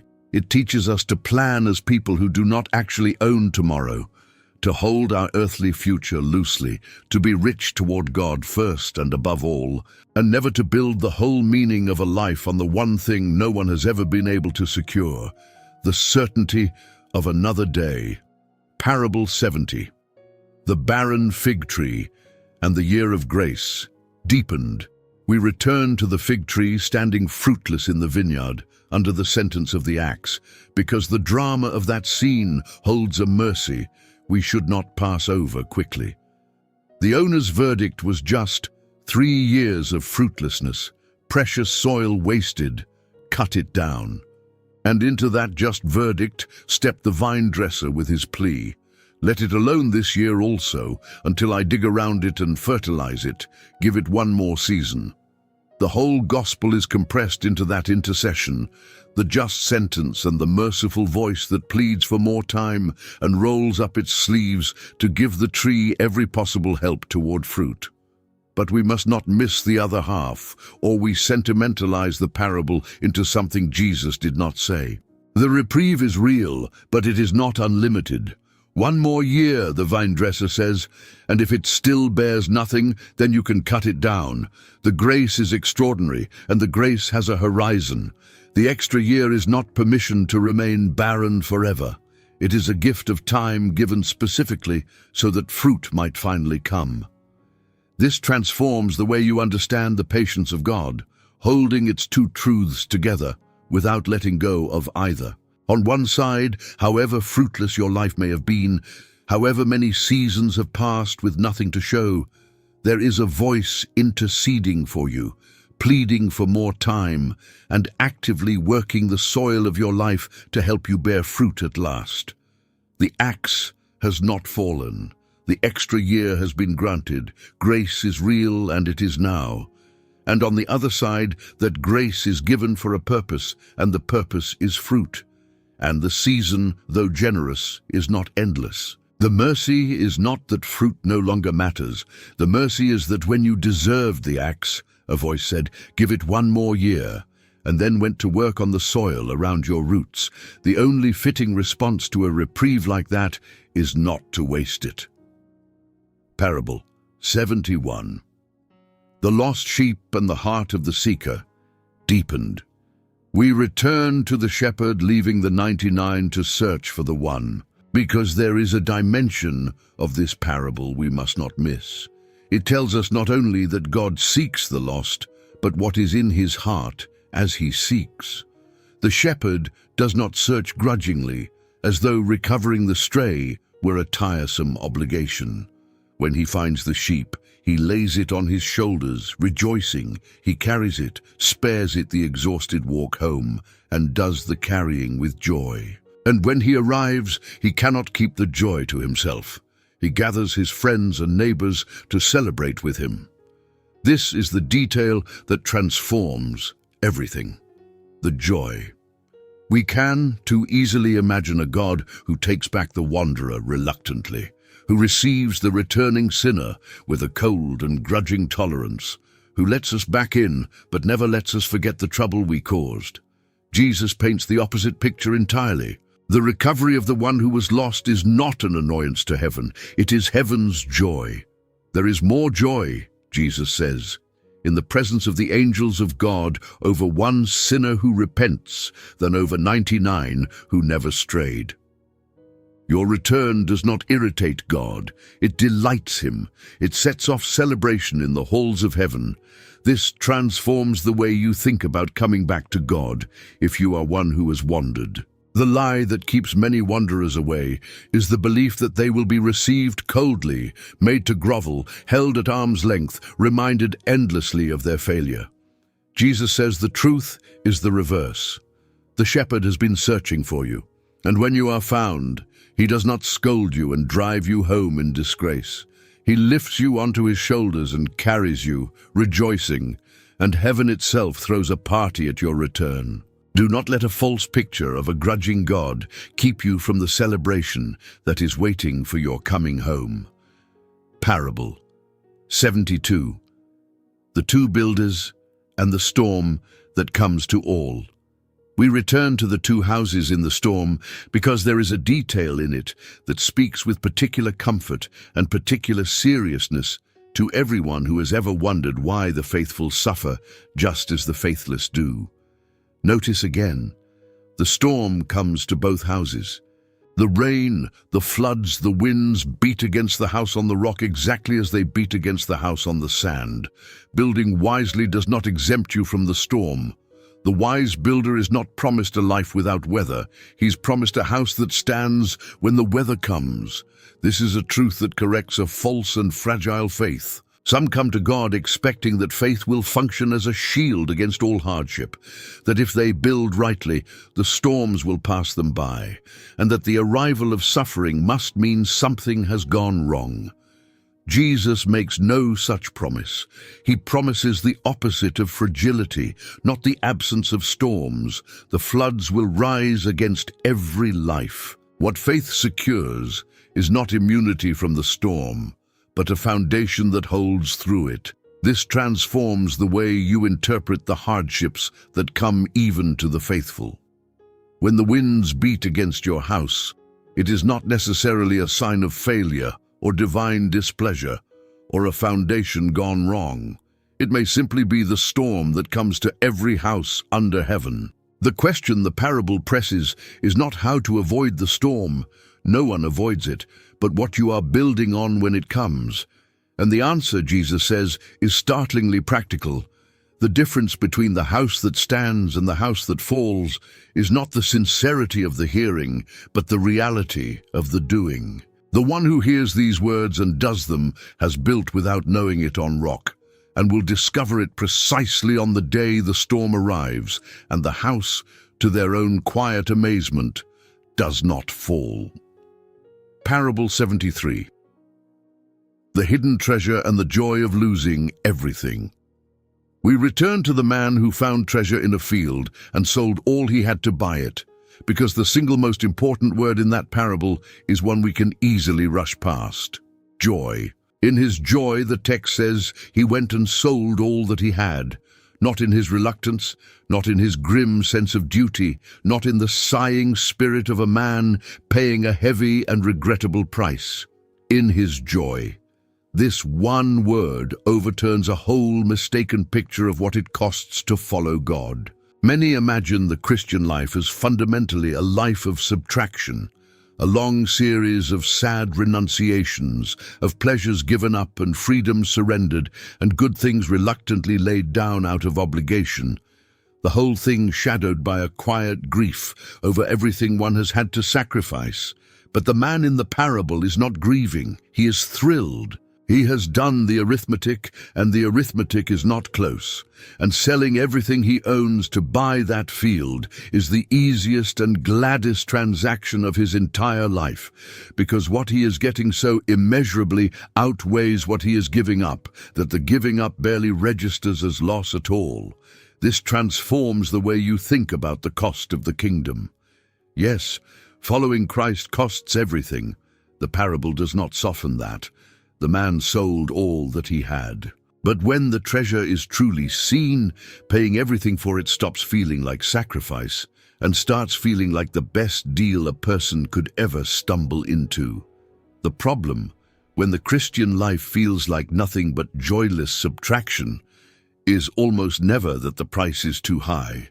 It is that we have not yet looked long enough at the treasure to see what we are actually buying. See the treasure clearly, and you will sell everything the way the man in the field did, not with a sigh, but with joy. Parable 74. The pearl and the single supreme value. We return to the merchant and his pearl, because alongside the man in the field, it teaches a truth the divided heart most needs to hear, that in the end there is one thing of supreme value, and finding it reorders everything else. The merchant had spent his life among pearls. He owned many, presumably, a whole collection of good and lovely and valuable things. But when he found the one pearl of surpassing worth, he sold all the others and everything else he owned besides to have it. The many good pearls were released for the sake of the one supreme pearl. This speaks directly to a particular modern difficulty. The difficulty not of choosing good over evil, but of choosing the best over the merely good. Most of us are not tempted to trade the kingdom for something obviously worthless. We are tempted to let the kingdom become one good pearl among many in a comfortable collection. One interest, one commitment, one compartment of a well-rounded life, held alongside career and comfort and family and a dozen other good pearls, none of them supreme, all of them balanced. And the merchant shows us something different, a life reorganized around a single supreme value, everything else held loosely and released gladly for the sake of the one thing worth more than all the rest combined. This transforms the way you think about the place Christ actually holds in your life. The question is not merely whether he is in your collection of valued things, but whether he is the one pearl for which you would release all the others. A kingdom held as one good pearl among many is not yet held as the merchant held his pearl. The invitation is to let it become the supreme value that reorders the whole collection, the one thing so surpassingly precious that everything else finds its proper lesser place in relation to it, and is gladly let go if ever it comes to competing with the pearl of great price. Parable 75. The net and the sorting at the end. We return to the great dragnet drawn up on the shore, because it holds a truth our anxious and impatient age badly needs. The sorting is real, but the sorting is not yet, and it is not ours to do. The net gathers fish of every kind. Good and bad come up together in the same haul, mixed and tangled, and they stay mixed until the net reaches the shore. Only then, at the end, do the fishermen sit down and separate the good from the bad. Two errors tempt us, and this parable corrects them both. The first is the impatience that wants to do the sorting now, to purge the mixture prematurely, to separate the good fish from the bad by our own judgment in the middle of the age, tearing at the net before it reaches the shore. Jesus consistently withholds that task from us. The sorting belongs to the angels at the end, not to us in the middle. The second error is the opposite. The cynicism that concludes, because good and bad are so thoroughly mixed and no sorting seems to come, that there will be no sorting at all, that it makes no ultimate difference which kind of fish one is. The parable refuses that too.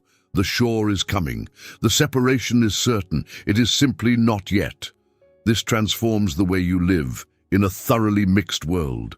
It frees you from the exhausting and destructive compulsion to sort everything and everyone now, to render final verdicts that are not yours to render, to purify the net before its time. And at the same time, it steadies you against the cynical despair that says nothing will ever be set right, that good and evil will remain forever indistinguishable and unjudged, neither frantic sorting nor hopeless resignation. Instead, a patient trust that the net is in good hands, that the shore is real and approaching, and that the only question worth your energy now is not the sorting of others, but the simpler and more searching one. Which kind of fish, when the net is finally drawn in, will I be found to be? Parable 76, the unforgiving servant and the chain of mercy. We return to the servant forgiven 10,000 talents, who seized his fellow servant by the throat over 100 denarii, because the parable reveals a spiritual mechanism we cannot afford to misunderstand. Mercy received is meant to become mercy given, and mercy that refuses to flow through us has not truly been received at all. The servant had been forgiven an unpayable, incomprehensible debt, and moments later he refused a trivial one. The horror of the story is the grotesque disproportion, the same man in the same hour drowning in mercy and then denying a drop of it to someone who owed him almost nothing. The point is not that God's forgiveness of us is conditional on our performance in some transactional way. The point is deeper and more organic than that. Forgiveness, genuinely received, produces a forgiving heart, and a stubbornly unforgiving heart reveals that the forgiveness was never truly grasped. The servant's cruelty exposed the fact that whatever his lips had said, the enormity of his own pardon had never actually reached his heart. Had it reached him, had he truly felt the weight of the 10,000 talents lifted, he could not possibly have clutched at another's throat over 100 denarii. This transforms the way you understand your own struggles to forgive. When you find forgiveness of another impossibly hard, and some wounds are terribly real, and the struggle is not to be minimized, the parable gently redirects you. It sends you back, first, not to grit your teeth and manufacture forgiveness by willpower, but to look again at the size of your own pardon until the 10,000 talents cancelled in your favor comes home to you with such force that the 100 denarii owed to you finally shrinks to its true proportion. The refusal to forgive is very often a failure to remember how much we ourselves have been forgiven, and the flow of mercy through us to others is the surest sign that the mercy of God has actually reached the depths of us and not merely wetted the surface. Parable 77, the Good Samaritan and the redefinition of neighbor. We return to the road from Jerusalem to Jericho, because the deepest transformation of this parable lies in the question Jesus refused to answer, and the question he asked instead. The lawyer asked, "Who is my neighbor?" And every one of us understands the instinct behind it, because it is the instinct to draw a line, to establish the boundary of obligation, to determine who is inside the circle we are required to love and who is safely outside it. It is a question designed, however respectably, to limit love. And Jesus would not answer it. He told the story of the man in the ditch and the priest and the Levite who passed by and the despised Samaritan who stopped. And then he turned the lawyer's question completely around. He did not ask which of these was the wounded man's neighbor, as though neighbor were a category to be identified. He asked which of these proved to be a neighbor to the man who fell among robbers. The lawyer wanted to know whom he was obligated to love. Jesus told him to stop asking who qualifies and to start becoming the kind of person who loves without checking whether the other qualifies. This transforms the way you think about the reach of love. Neighbor, in Jesus' hands, is not a limited set of people who have met some condition to earn your compassion. Neighbor is what you become when you show mercy to whoever is in front of you, especially the one you would naturally pass by, especially the one on the other side of every division that gives you a reason not to stop. The priest and the Levite had every religious reason to keep walking. The Samaritan had every ethnic reason not to stop. And it was the Samaritan who fulfilled the law of love, because love in the kingdom of God does not first ask whether the person in the ditch is on my side of the line. It simply crosses the road and binds the wounds. Go, Jesus said to the lawyer, and to us, go and do likewise. Parable 78, the prodigal and the father who runs. We return to the father on the road, because in all of Scripture there may be no single image that transforms our picture of God more completely than this one. The father, seeing his ruined son while he was still a great way off, running. We have noted that a dignified man of that culture did not run. Running meant gathering up the robe and baring the legs and moving with the undignified haste of a servant or a child. Fathers did not run. And this father ran toward the son who had wished him dead, who had squandered the inheritance, who was returning in disgrace with a rehearsed speech and the smell of the pig pen still on him. Consider what the running means. It means the father was watching the road, had been watching day after day, scanning the horizon for a silhouette that might be his boy. It means that when he saw him, he did not wait, arms crossed, for the son to complete the long walk of shame up to the house and grovel out his apology. He ran to close the distance himself.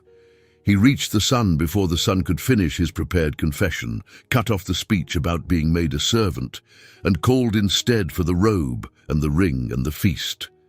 The son came home hoping to be received as a hired hand. The father received him as a son who had never stopped being a son.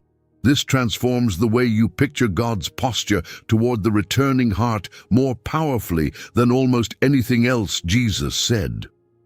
So many carry an image of a God who waits for the wanderer with folded arms and a cold stare, who demands the full and groveling apology before granting a grudging and probationary acceptance, who will let you back but never let you forget. Jesus shatters that image completely. The God he reveals is a father scanning the road, who sees you while you are still far off, who runs to meet you, who interrupts your rehearsed unworthiness with an embrace, and who calls for a celebration before you have even finished explaining yourself. If you are on the road home, however far off you still are, look up, the Father is already running. Parable 79, the elder brother and the sin that we excuse. We return to the elder brother standing in the dark of the yard, refusing to go in, because his is the sin that respectable, faithful, religious people are most likely to commit and least likely to recognize in themselves. The younger son's sins were obvious: the wild living, the squandered inheritance, the far country. But the elder brother's sin is quiet, and it wears the clothing of virtue. He had stayed, he had worked, he had obeyed, and in all his obedience a hard resentment had been growing that revealed he understood the father no better than his brother once had. Listen again to what he says: "These many years I have served you, and I never disobeyed your command." He describes his life in the Father's house as servitude, years of service, of rule-keeping, of earning, not as the relationship of a beloved son. He had lived as a hired hand in his own father's house, and now, watching grace lavished on his undeserving brother, the resentment boiled over. He was scandalized that the father would celebrate a son who had not earned it, because he himself had been trying to earn everything all along. And grace to another felt like an insult to his own careful bookkeeping. This transforms the way the dutiful and the faithful must examine their own hearts. It is entirely possible to never leave the Father's house and still not understand the Father at all. It is possible to keep every rule and harbor a heart that is cold, resentful, and secretly convinced that God's love must be earned and that grace to the undeserving is an offense. The Father's reply is the gentle correction every elder brother needs. "Son, you are always with me, and all that I have is yours." Everything the elder brother was straining to earn had been his the whole time, freely, as gift. If only he had received it as a son instead of laboring for it as a servant. And Jesus leaves the ending open, the invitation still hanging in the night air, because the elder brother in every religious heart still has a choice to make: to keep standing in the yard, nursing the grievance of the deserving, or to lay down the exhausting ledger and go in at last to the feast where grace, not merit, sets the table. Parable 80, the mustard seed and the patience of small beginnings. We return to the smallest of seeds, because its lesson is one the impatient and the discouraged need to hear again. Do not despise the day of small things. The mustard seed was proverbially tiny, and Jesus deliberately chose it to describe the kingdom of God, which in his own day looked like almost nothing: an itinerant teacher and a handful of ordinary followers, with no power, no institution, no army, nothing that the watching world would have bet on to endure. And from that seed came something that outlasted the empire, that killed its founder and spread to shelter the whole world in its branches. The principle reaches all the way down into the smallest realities of your own life. We are trained to despise smallness, to assume that if a thing is small, it is insignificant. If a beginning is humble, it is doomed. If progress is slow, it is failure.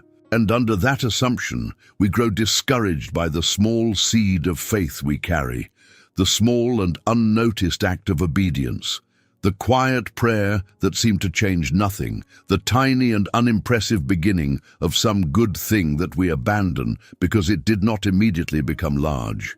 This transforms the way you regard the small beginnings in your own life and faith.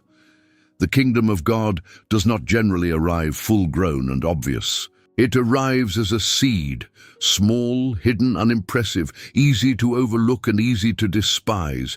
But inside the seed is a life you cannot see, and that life is not in a hurry, and it does not need to look impressive to be real.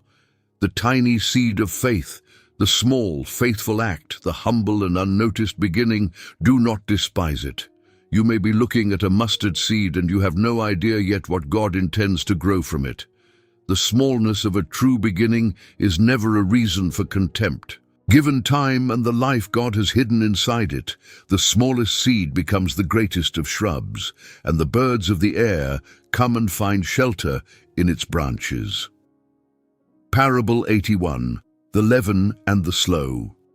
Transformation of the whole, we return to the woman hiding leaven in the meal, because its quiet lesson answers a discouragement that the mustard seed does not quite reach. The mustard seed speaks of growth that eventually becomes visible and great. The leaven speaks of transformation that stays hidden and works from within. The yeast is buried in the dough, invisible, and it makes no show of its working.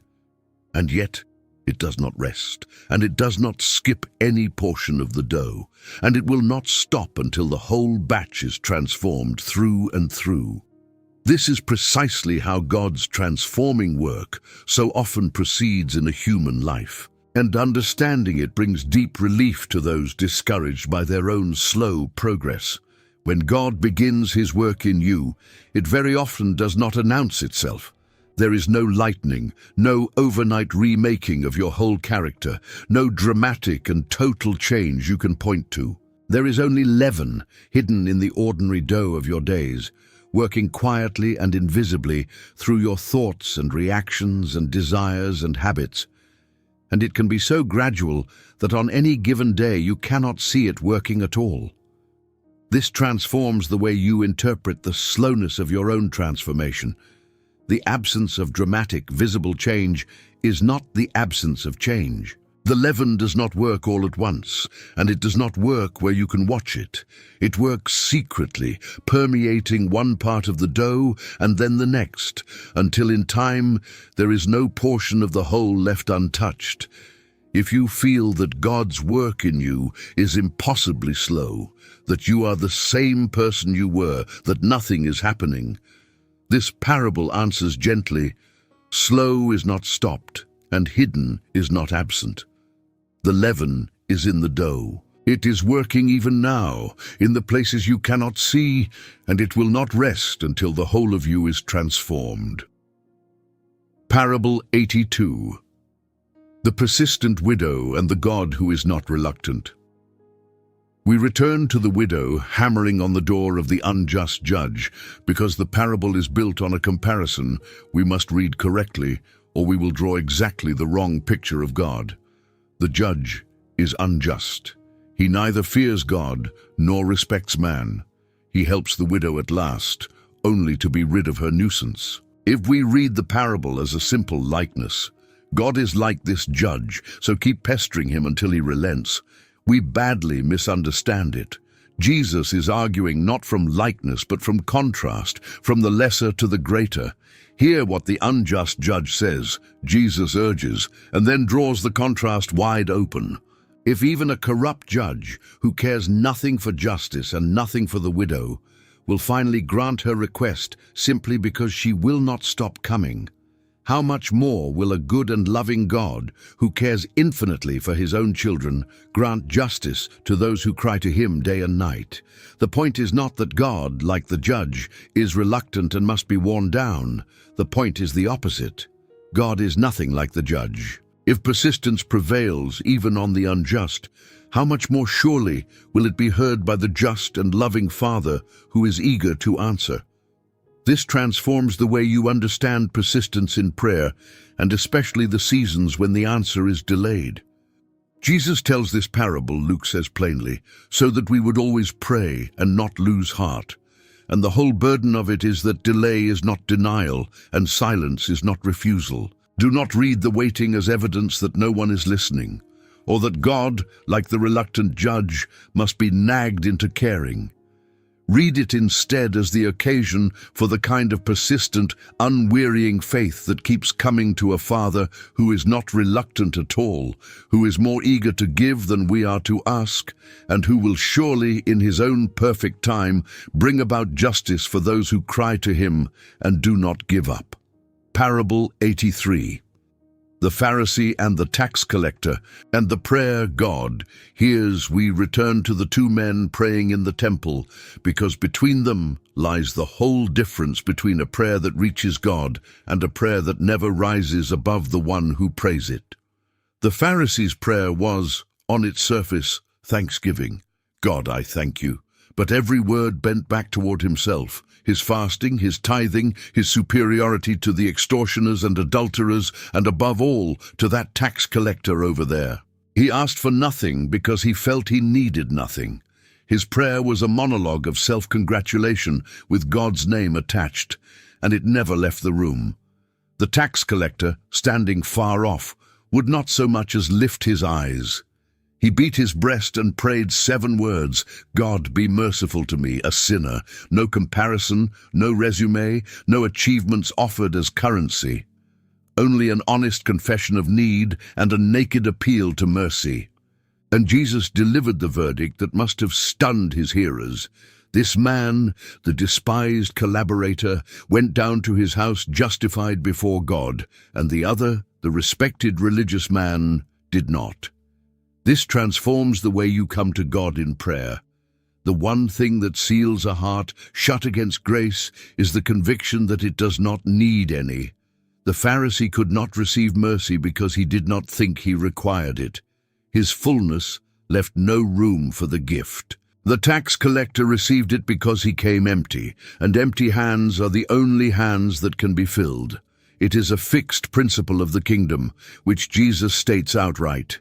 Everyone who exalts himself will be humbled, and the one who humbles himself will be exalted. Do not come to God with your inventory of virtues, measuring yourself against those you consider beneath you. Come as the tax collector came, with no claim but your need, no plea but for mercy, and go home, as he did, justified. The prayer God delights to answer is not the proud recitation of the worthy, but the honest cry of the one who knows he is not. Parable 84. The sheep and the goats and Christ hidden in the least.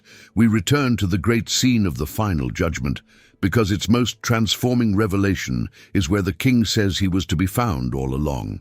He does not commend the sheep for their theology, their eloquence, their religious achievements, or their spiritual experiences. He commends them for the simplest and most concrete things imaginable. They fed the hungry, gave drink to the thirsty, welcomed the stranger, clothed the naked, visited the sick and the imprisoned. And when they are baffled, "When did we ever see you hungry or thirsty or a stranger or naked or sick or in prison?" The king reveals the secret that reorders everything. "As you did it to one of the least of these my brothers, you did it to me." This is a truth that changes the way you see every human being who will ever cross your path. The king has hidden himself in the least, in the hungry, the poor, the sick, the imprisoned, the stranger, the overlooked and the discarded. The person the world steps over is the very one behind whose face Christ is somehow present, so that what you do or fail to do for them, you do or fail to do for him. And notice that the sheep did not know it. They did not feed the hungry as a calculated strategy to serve Christ and earn reward. They simply loved the person in front of them, and only at the end discovered whom they had been serving all along. Their compassion was real, unself-conscious, unaware of its own significance. This transforms the way you regard the suffering people around you. It closes forever the gap we like to keep between loving God, whom we cannot see, and loving the inconvenient human being in front of us, whom we can. Jesus fuses them. The love of God is enacted precisely in the concrete mercy shown to the least. You cannot claim to be serving a Christ you never see while ignoring the Christ who is hidden in the hungry and the imprisoned and the stranger at your door. And so the final judgment, in Jesus' telling, turns not on the grandeur of our religious performance, but on what we did with the suffering person right in front of us, in whom, though we did not know it, the King himself was waiting to be loved. Parable 85. The watchful servants and the master who serves. We return to the servants waiting through the night for the master's return, because tucked inside this parable of watchfulness is one of the most astonishing pictures of God in all the teaching of Jesus, and it deserves to be seen on its own. The call itself is clear. Keep your lamps burning, stay dressed and ready, be like servants alert for the master's knock, however late it comes, in the second watch or the third, so that whenever he arrives, you can open to him at once. That much we expect. But then Jesus says the thing that turns the whole picture inside out. Blessed are those servants whom the master finds awake when he comes. Truly, I tell you, he will gird himself, have them sit down at table, and come and serve them. The master, returning to find his servants faithful, does not take his rightful seat and command them to wait on him. He ties on the servant's apron himself, seats them at his own table, and serves them with his own hands. It is very nearly beyond belief. The Lord waiting on those who waited for him. This transforms the very picture of God we carry into our watching and our waiting. We might imagine that faithfulness earns us, at best, the privilege of serving God forever, that the reward for good service is more service. Jesus reveals something else entirely, a master so astonishingly good that he responds to his servants' faithfulness by kneeling to serve them. This is the God we are waiting for, not a harsh taskmaster tallying our failures, but a Lord who delights in his faithful ones and honors their watchfulness by becoming unimaginably their servant. Stay awake then, and keep the lamp burning through the long dark, not out of dread, but because the one who is coming is so good that to open the door to him is to be seated at his table and served by his own hand. Parable 86. The sower. One last time, and the soil you will become. We return a final time to the sower and his seed, because this was the parable Jesus called the key to all the others, and now, near the end of our long walk together, it presses its question on us with everything the intervening stories have added to its weight. 90 times the seed has been scattered across the soil of your hearing. 90 stories, 90 images, 90 truths cast into the ground of your heart. And the sower's parable has been quietly asking the entire time the one question that determines what any of it will come to. What kind of soil are you? You know the foregrounds now as well as you know anything. The hard path where the seed cannot penetrate and is snatched away. The rocky shallows where it springs up fast and dies for lack of root, the thorny ground where it grows but is slowly choked by worry and wealth and the crowding press of lesser things, and the good soil that hears and understands and holds fast and bears fruit with patience, 30, 60, 100-fold. The seed has been the same in every case throughout this whole teaching. The only variable from first to last has been the ground, and here is the final transformation, the hope that has been hidden in this parable from the beginning. Your soil is not fixed. This is the most important thing the sower's parable has to say to you as our journey closes. You are not sentenced to remain the ground you have been. Hard paths can be broken open by the plough of honest repentance. Stony hearts can have their rocks dug out by a willingness to let the truth go deep and cost something real. Thorns can be pulled up by the deliberate daily choice to refuse the lesser things, a place they were never meant to hold. The ground of a human heart can be changed, and that is the whole reason these 90 seeds were scattered. Not merely to inform you, but to break you open and make you ready, so that the word which once fell on hard or shallow or crowded ground might finally find, in you, the good soil where it takes root and holds and bears, at last, the 100-fold harvest it was always meant to bring. Parable 87. The wise householder bringing out treasure, old and new. We return to the trained scribe of the kingdom, the householder who brings out of his storeroom treasure both new and old, because this small saying describes precisely what should be happening in you now, at the end of so much teaching. Every parable you have received has become a piece of treasure laid up in the storeroom of your heart. The old truths and the new have been gathered together, the ancient wisdom of the sower and the mustard seed and the lost sheep. Alongside the deeper and freshly seen dimensions each has opened as we turned it in the light a second and a third time. The mature heart, Jesus says, becomes like a well-stocked storeroom, able to reach in and bring out exactly the treasure a given moment requires. A word of comfort for the grieving, a word of warning for the complacent, a word of patience for the discouraged. a word of hope for the one far down the road home. The purpose of the storeroom is never private hoarding. The householder brings the treasure out to feed and to serve. What has been given to you was given to be given again. This transforms the way you think about everything you have received in this long teaching. It was never meant merely to be admired and filed away. It was meant to become living treasure in you, old and new, held together, available, ready to be brought out at the moment of need, for yourself and for others. As you go from here, you go as a householder with a fuller storeroom than you had before. Reach in often. Bring out the treasure old and new, and give it away as freely as it was given to you, for that is what the treasure of the kingdom is for. Parable 88. The lamp meant to be seen.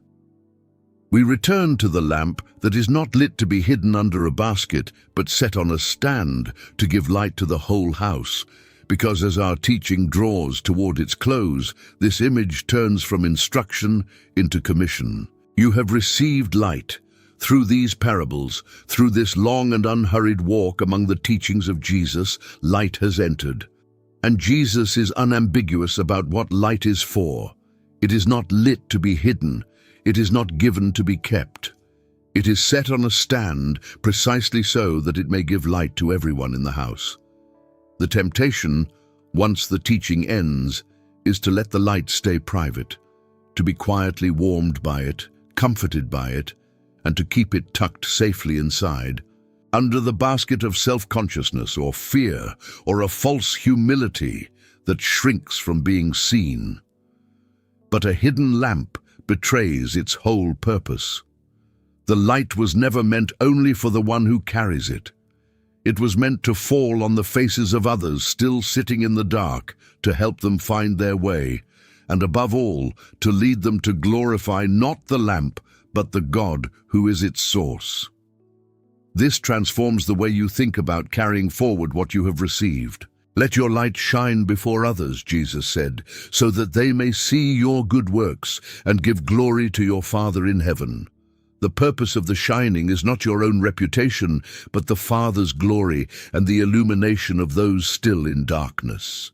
What has entered you through these teachings was not given to be hoarded in the dark of your own private comfort. It was given to be set on a stand and to shine openly, humbly, generously, so that others might find in its light the way home and give glory to the one who lit it. Parable 89. The Great Banquet and the Excuses that Keep Us Away. We return, as our journey nears its end, to the great banquet and the strange spectacle of people invited to a feast who simply will not come. Because the reasons they gave are the very reasons that still keep hearts from the kingdom today, and they are worth naming one last time. I have bought a field, said the first, and must go see it. I have bought 5 yoke of oxen, said the second, and must examine them. I have married a wife, said the third, and therefore I cannot come. Not one of them refused because of some great wickedness. They refused because of property and work and family, ordinary, legitimate, good things that had quietly grown large enough to crowd out the one invitation that mattered most. This is how the kingdom is most often missed, not through dramatic rebellion, but through the slow, respectable tyranny of good things allowed to take the place of the best. The field and the oxen and the marriage are not sins. That is precisely the point and the danger. It is fatally easy to let a life fill so full of good and legitimate concerns that when the king's invitation comes, there is simply no room left for it, no seat unoccupied, no evening free. And so the feast is refused, not with a defiant no, but with a distracted and apologetic one. Please have me excused. This transforms the way you examine what actually competes for your heart. The question the parable leaves with each of us is not whether we are choosing some obvious evil over God, but whether we are letting good things fill every seat at the table until there is no place left for Him. The Master's response is sobering and clarifying. The ones too busy to come do not taste the banquet, and their places are filled instead by the poor and the outsiders, who had nothing to hold them back, and came gladly when they were called. The invitation is still open. The feast is still spread. The only question is whether you will let the good things of your life quietly excuse you from the best thing of all, or whether when the servant comes and says everything is ready, you will set the good aside and come. Parable 90, the 2 ways, and the house that stands. We come at last to the 90th teaching, and it is fitting that we end where Jesus himself ended his greatest sermon, with 2 roads, 2 builders, 2 houses, and 1 storm that comes to all. He set before his hearers a plain and unavoidable choice, and having received 90 of his teachings, we now stand exactly where those first hearers stood, facing the same choice they faced. There are 2 ways, Jesus said. 1 gate is wide, and its road is broad and easy and crowded, and it leads to destruction. The other gate is narrow, and its road is hard and little traveled, and it leads to life. And there are 2 builders. Both hear his words. This is the crucial thing. Both hear, but one hears and does, digging deep and building on rock, and the other hears and does not, building quickly and carelessly on sand. And then the storm comes, as it comes to every life without exception. The same rain and floods and wind beating against both houses. And the house on the rock stands, and the house on the sand falls, and great is its fall. This is the transformation to which all the others have been leading, and it is the most important of all. The whole weight of these 90 teachings comes down, in the end, not on whether you have heard them, but on whether you will do them. It is possible, and this is the sober warning with which Jesus chose to close his sermon, and with which we close ours, to hear every word, to be moved by every parable, to admire the wisdom and feel the beauty, and follow every turn of every story, and still to build your house on sand, because hearing was never what he asked for. Doing was. The one who hears these words and does them is the one building, often without even knowing it, on rock that no storm can bring down. So this is where we leave you, not merely having heard, but standing before the choice to do. The storms will come to your house. Jesus promises they will come to every house, and he does not pretend otherwise. But a life built on these words, actually built on them, actually enacted and obeyed and lived, is a house founded on rock, and when the rain descends and the floods rise and the winds blow and beat against it, it will not fall. Hear these words then, and do them, and build on the rock that holds, a life that stands. And so we come to the end of our long walk together through 90 of the parables and teachings of Jesus, 90 seeds scattered across the soil of these hours, 90 windows opened onto the kingdom of God, 90 invitations to think in an entirely new way about God, about yourself, and about the whole shape of the life you are living. If you have stayed to the end of this journey, I want you to know how glad I am that you did. And I do not believe it was an accident that these particular words found you on this particular day. Somewhere in these 90 stories, there was a word meant for you, a truth that landed, a sentence that lodged in your chest, a story that seemed to know you better than you expected to be known. Do not let it slip away with the ending of the video. Carry it with you. Turn it over. Let it do its slow, quiet, transforming work in the good soil of a willing heart. And before you go, let me ask one last thing of you, the one thing that matters most as you leave. If any of these teachings has stirred something in you today, would you subscribe to this channel and turn on notifications so that the next teaching finds you when it comes? There is so much still ahead of us. More parables to walk through slowly, more of the words of Jesus to sit with and be changed by, more long and unhurried journeys into the depths of Scripture and the heart of God. I would hate for you to miss what is coming, and subscribing is completely free. A single tap and your place here is kept. And if it is not too much to ask, give this video a like and share it with one person who came to mind as you listened, so these words can reach one more weary heart that needs them. And then, in the comments below, tell me, which of these 90 teachings did you most need to hear today? Which one lodged itself in your heart and would not let go? Write it down, both so that I can know, and so that someone scrolling past your words might find in them the very thing that turns their own day toward God. Now receive this blessing, spoken over you as you go. May the words of Jesus that you have heard today not remain only in your mind, but travel down into the deep places of your heart, into the very ground of who you are. May the seed that was sown in you find good soil, take deep root, and bring forth a harvest of a changed life, 30, 60, 100-fold. May you no longer merely hear these words, but do them, and so build your house on the rock that no storm can shake. And may the God who runs down the road to meet every returning heart, who searches until he finds the one that is lost, and who hides himself in the least of these so that every act of love becomes a gift laid at his feet. May that God keep you, transform the way you think, and hold you fast in his love today and all the way home. Go in peace.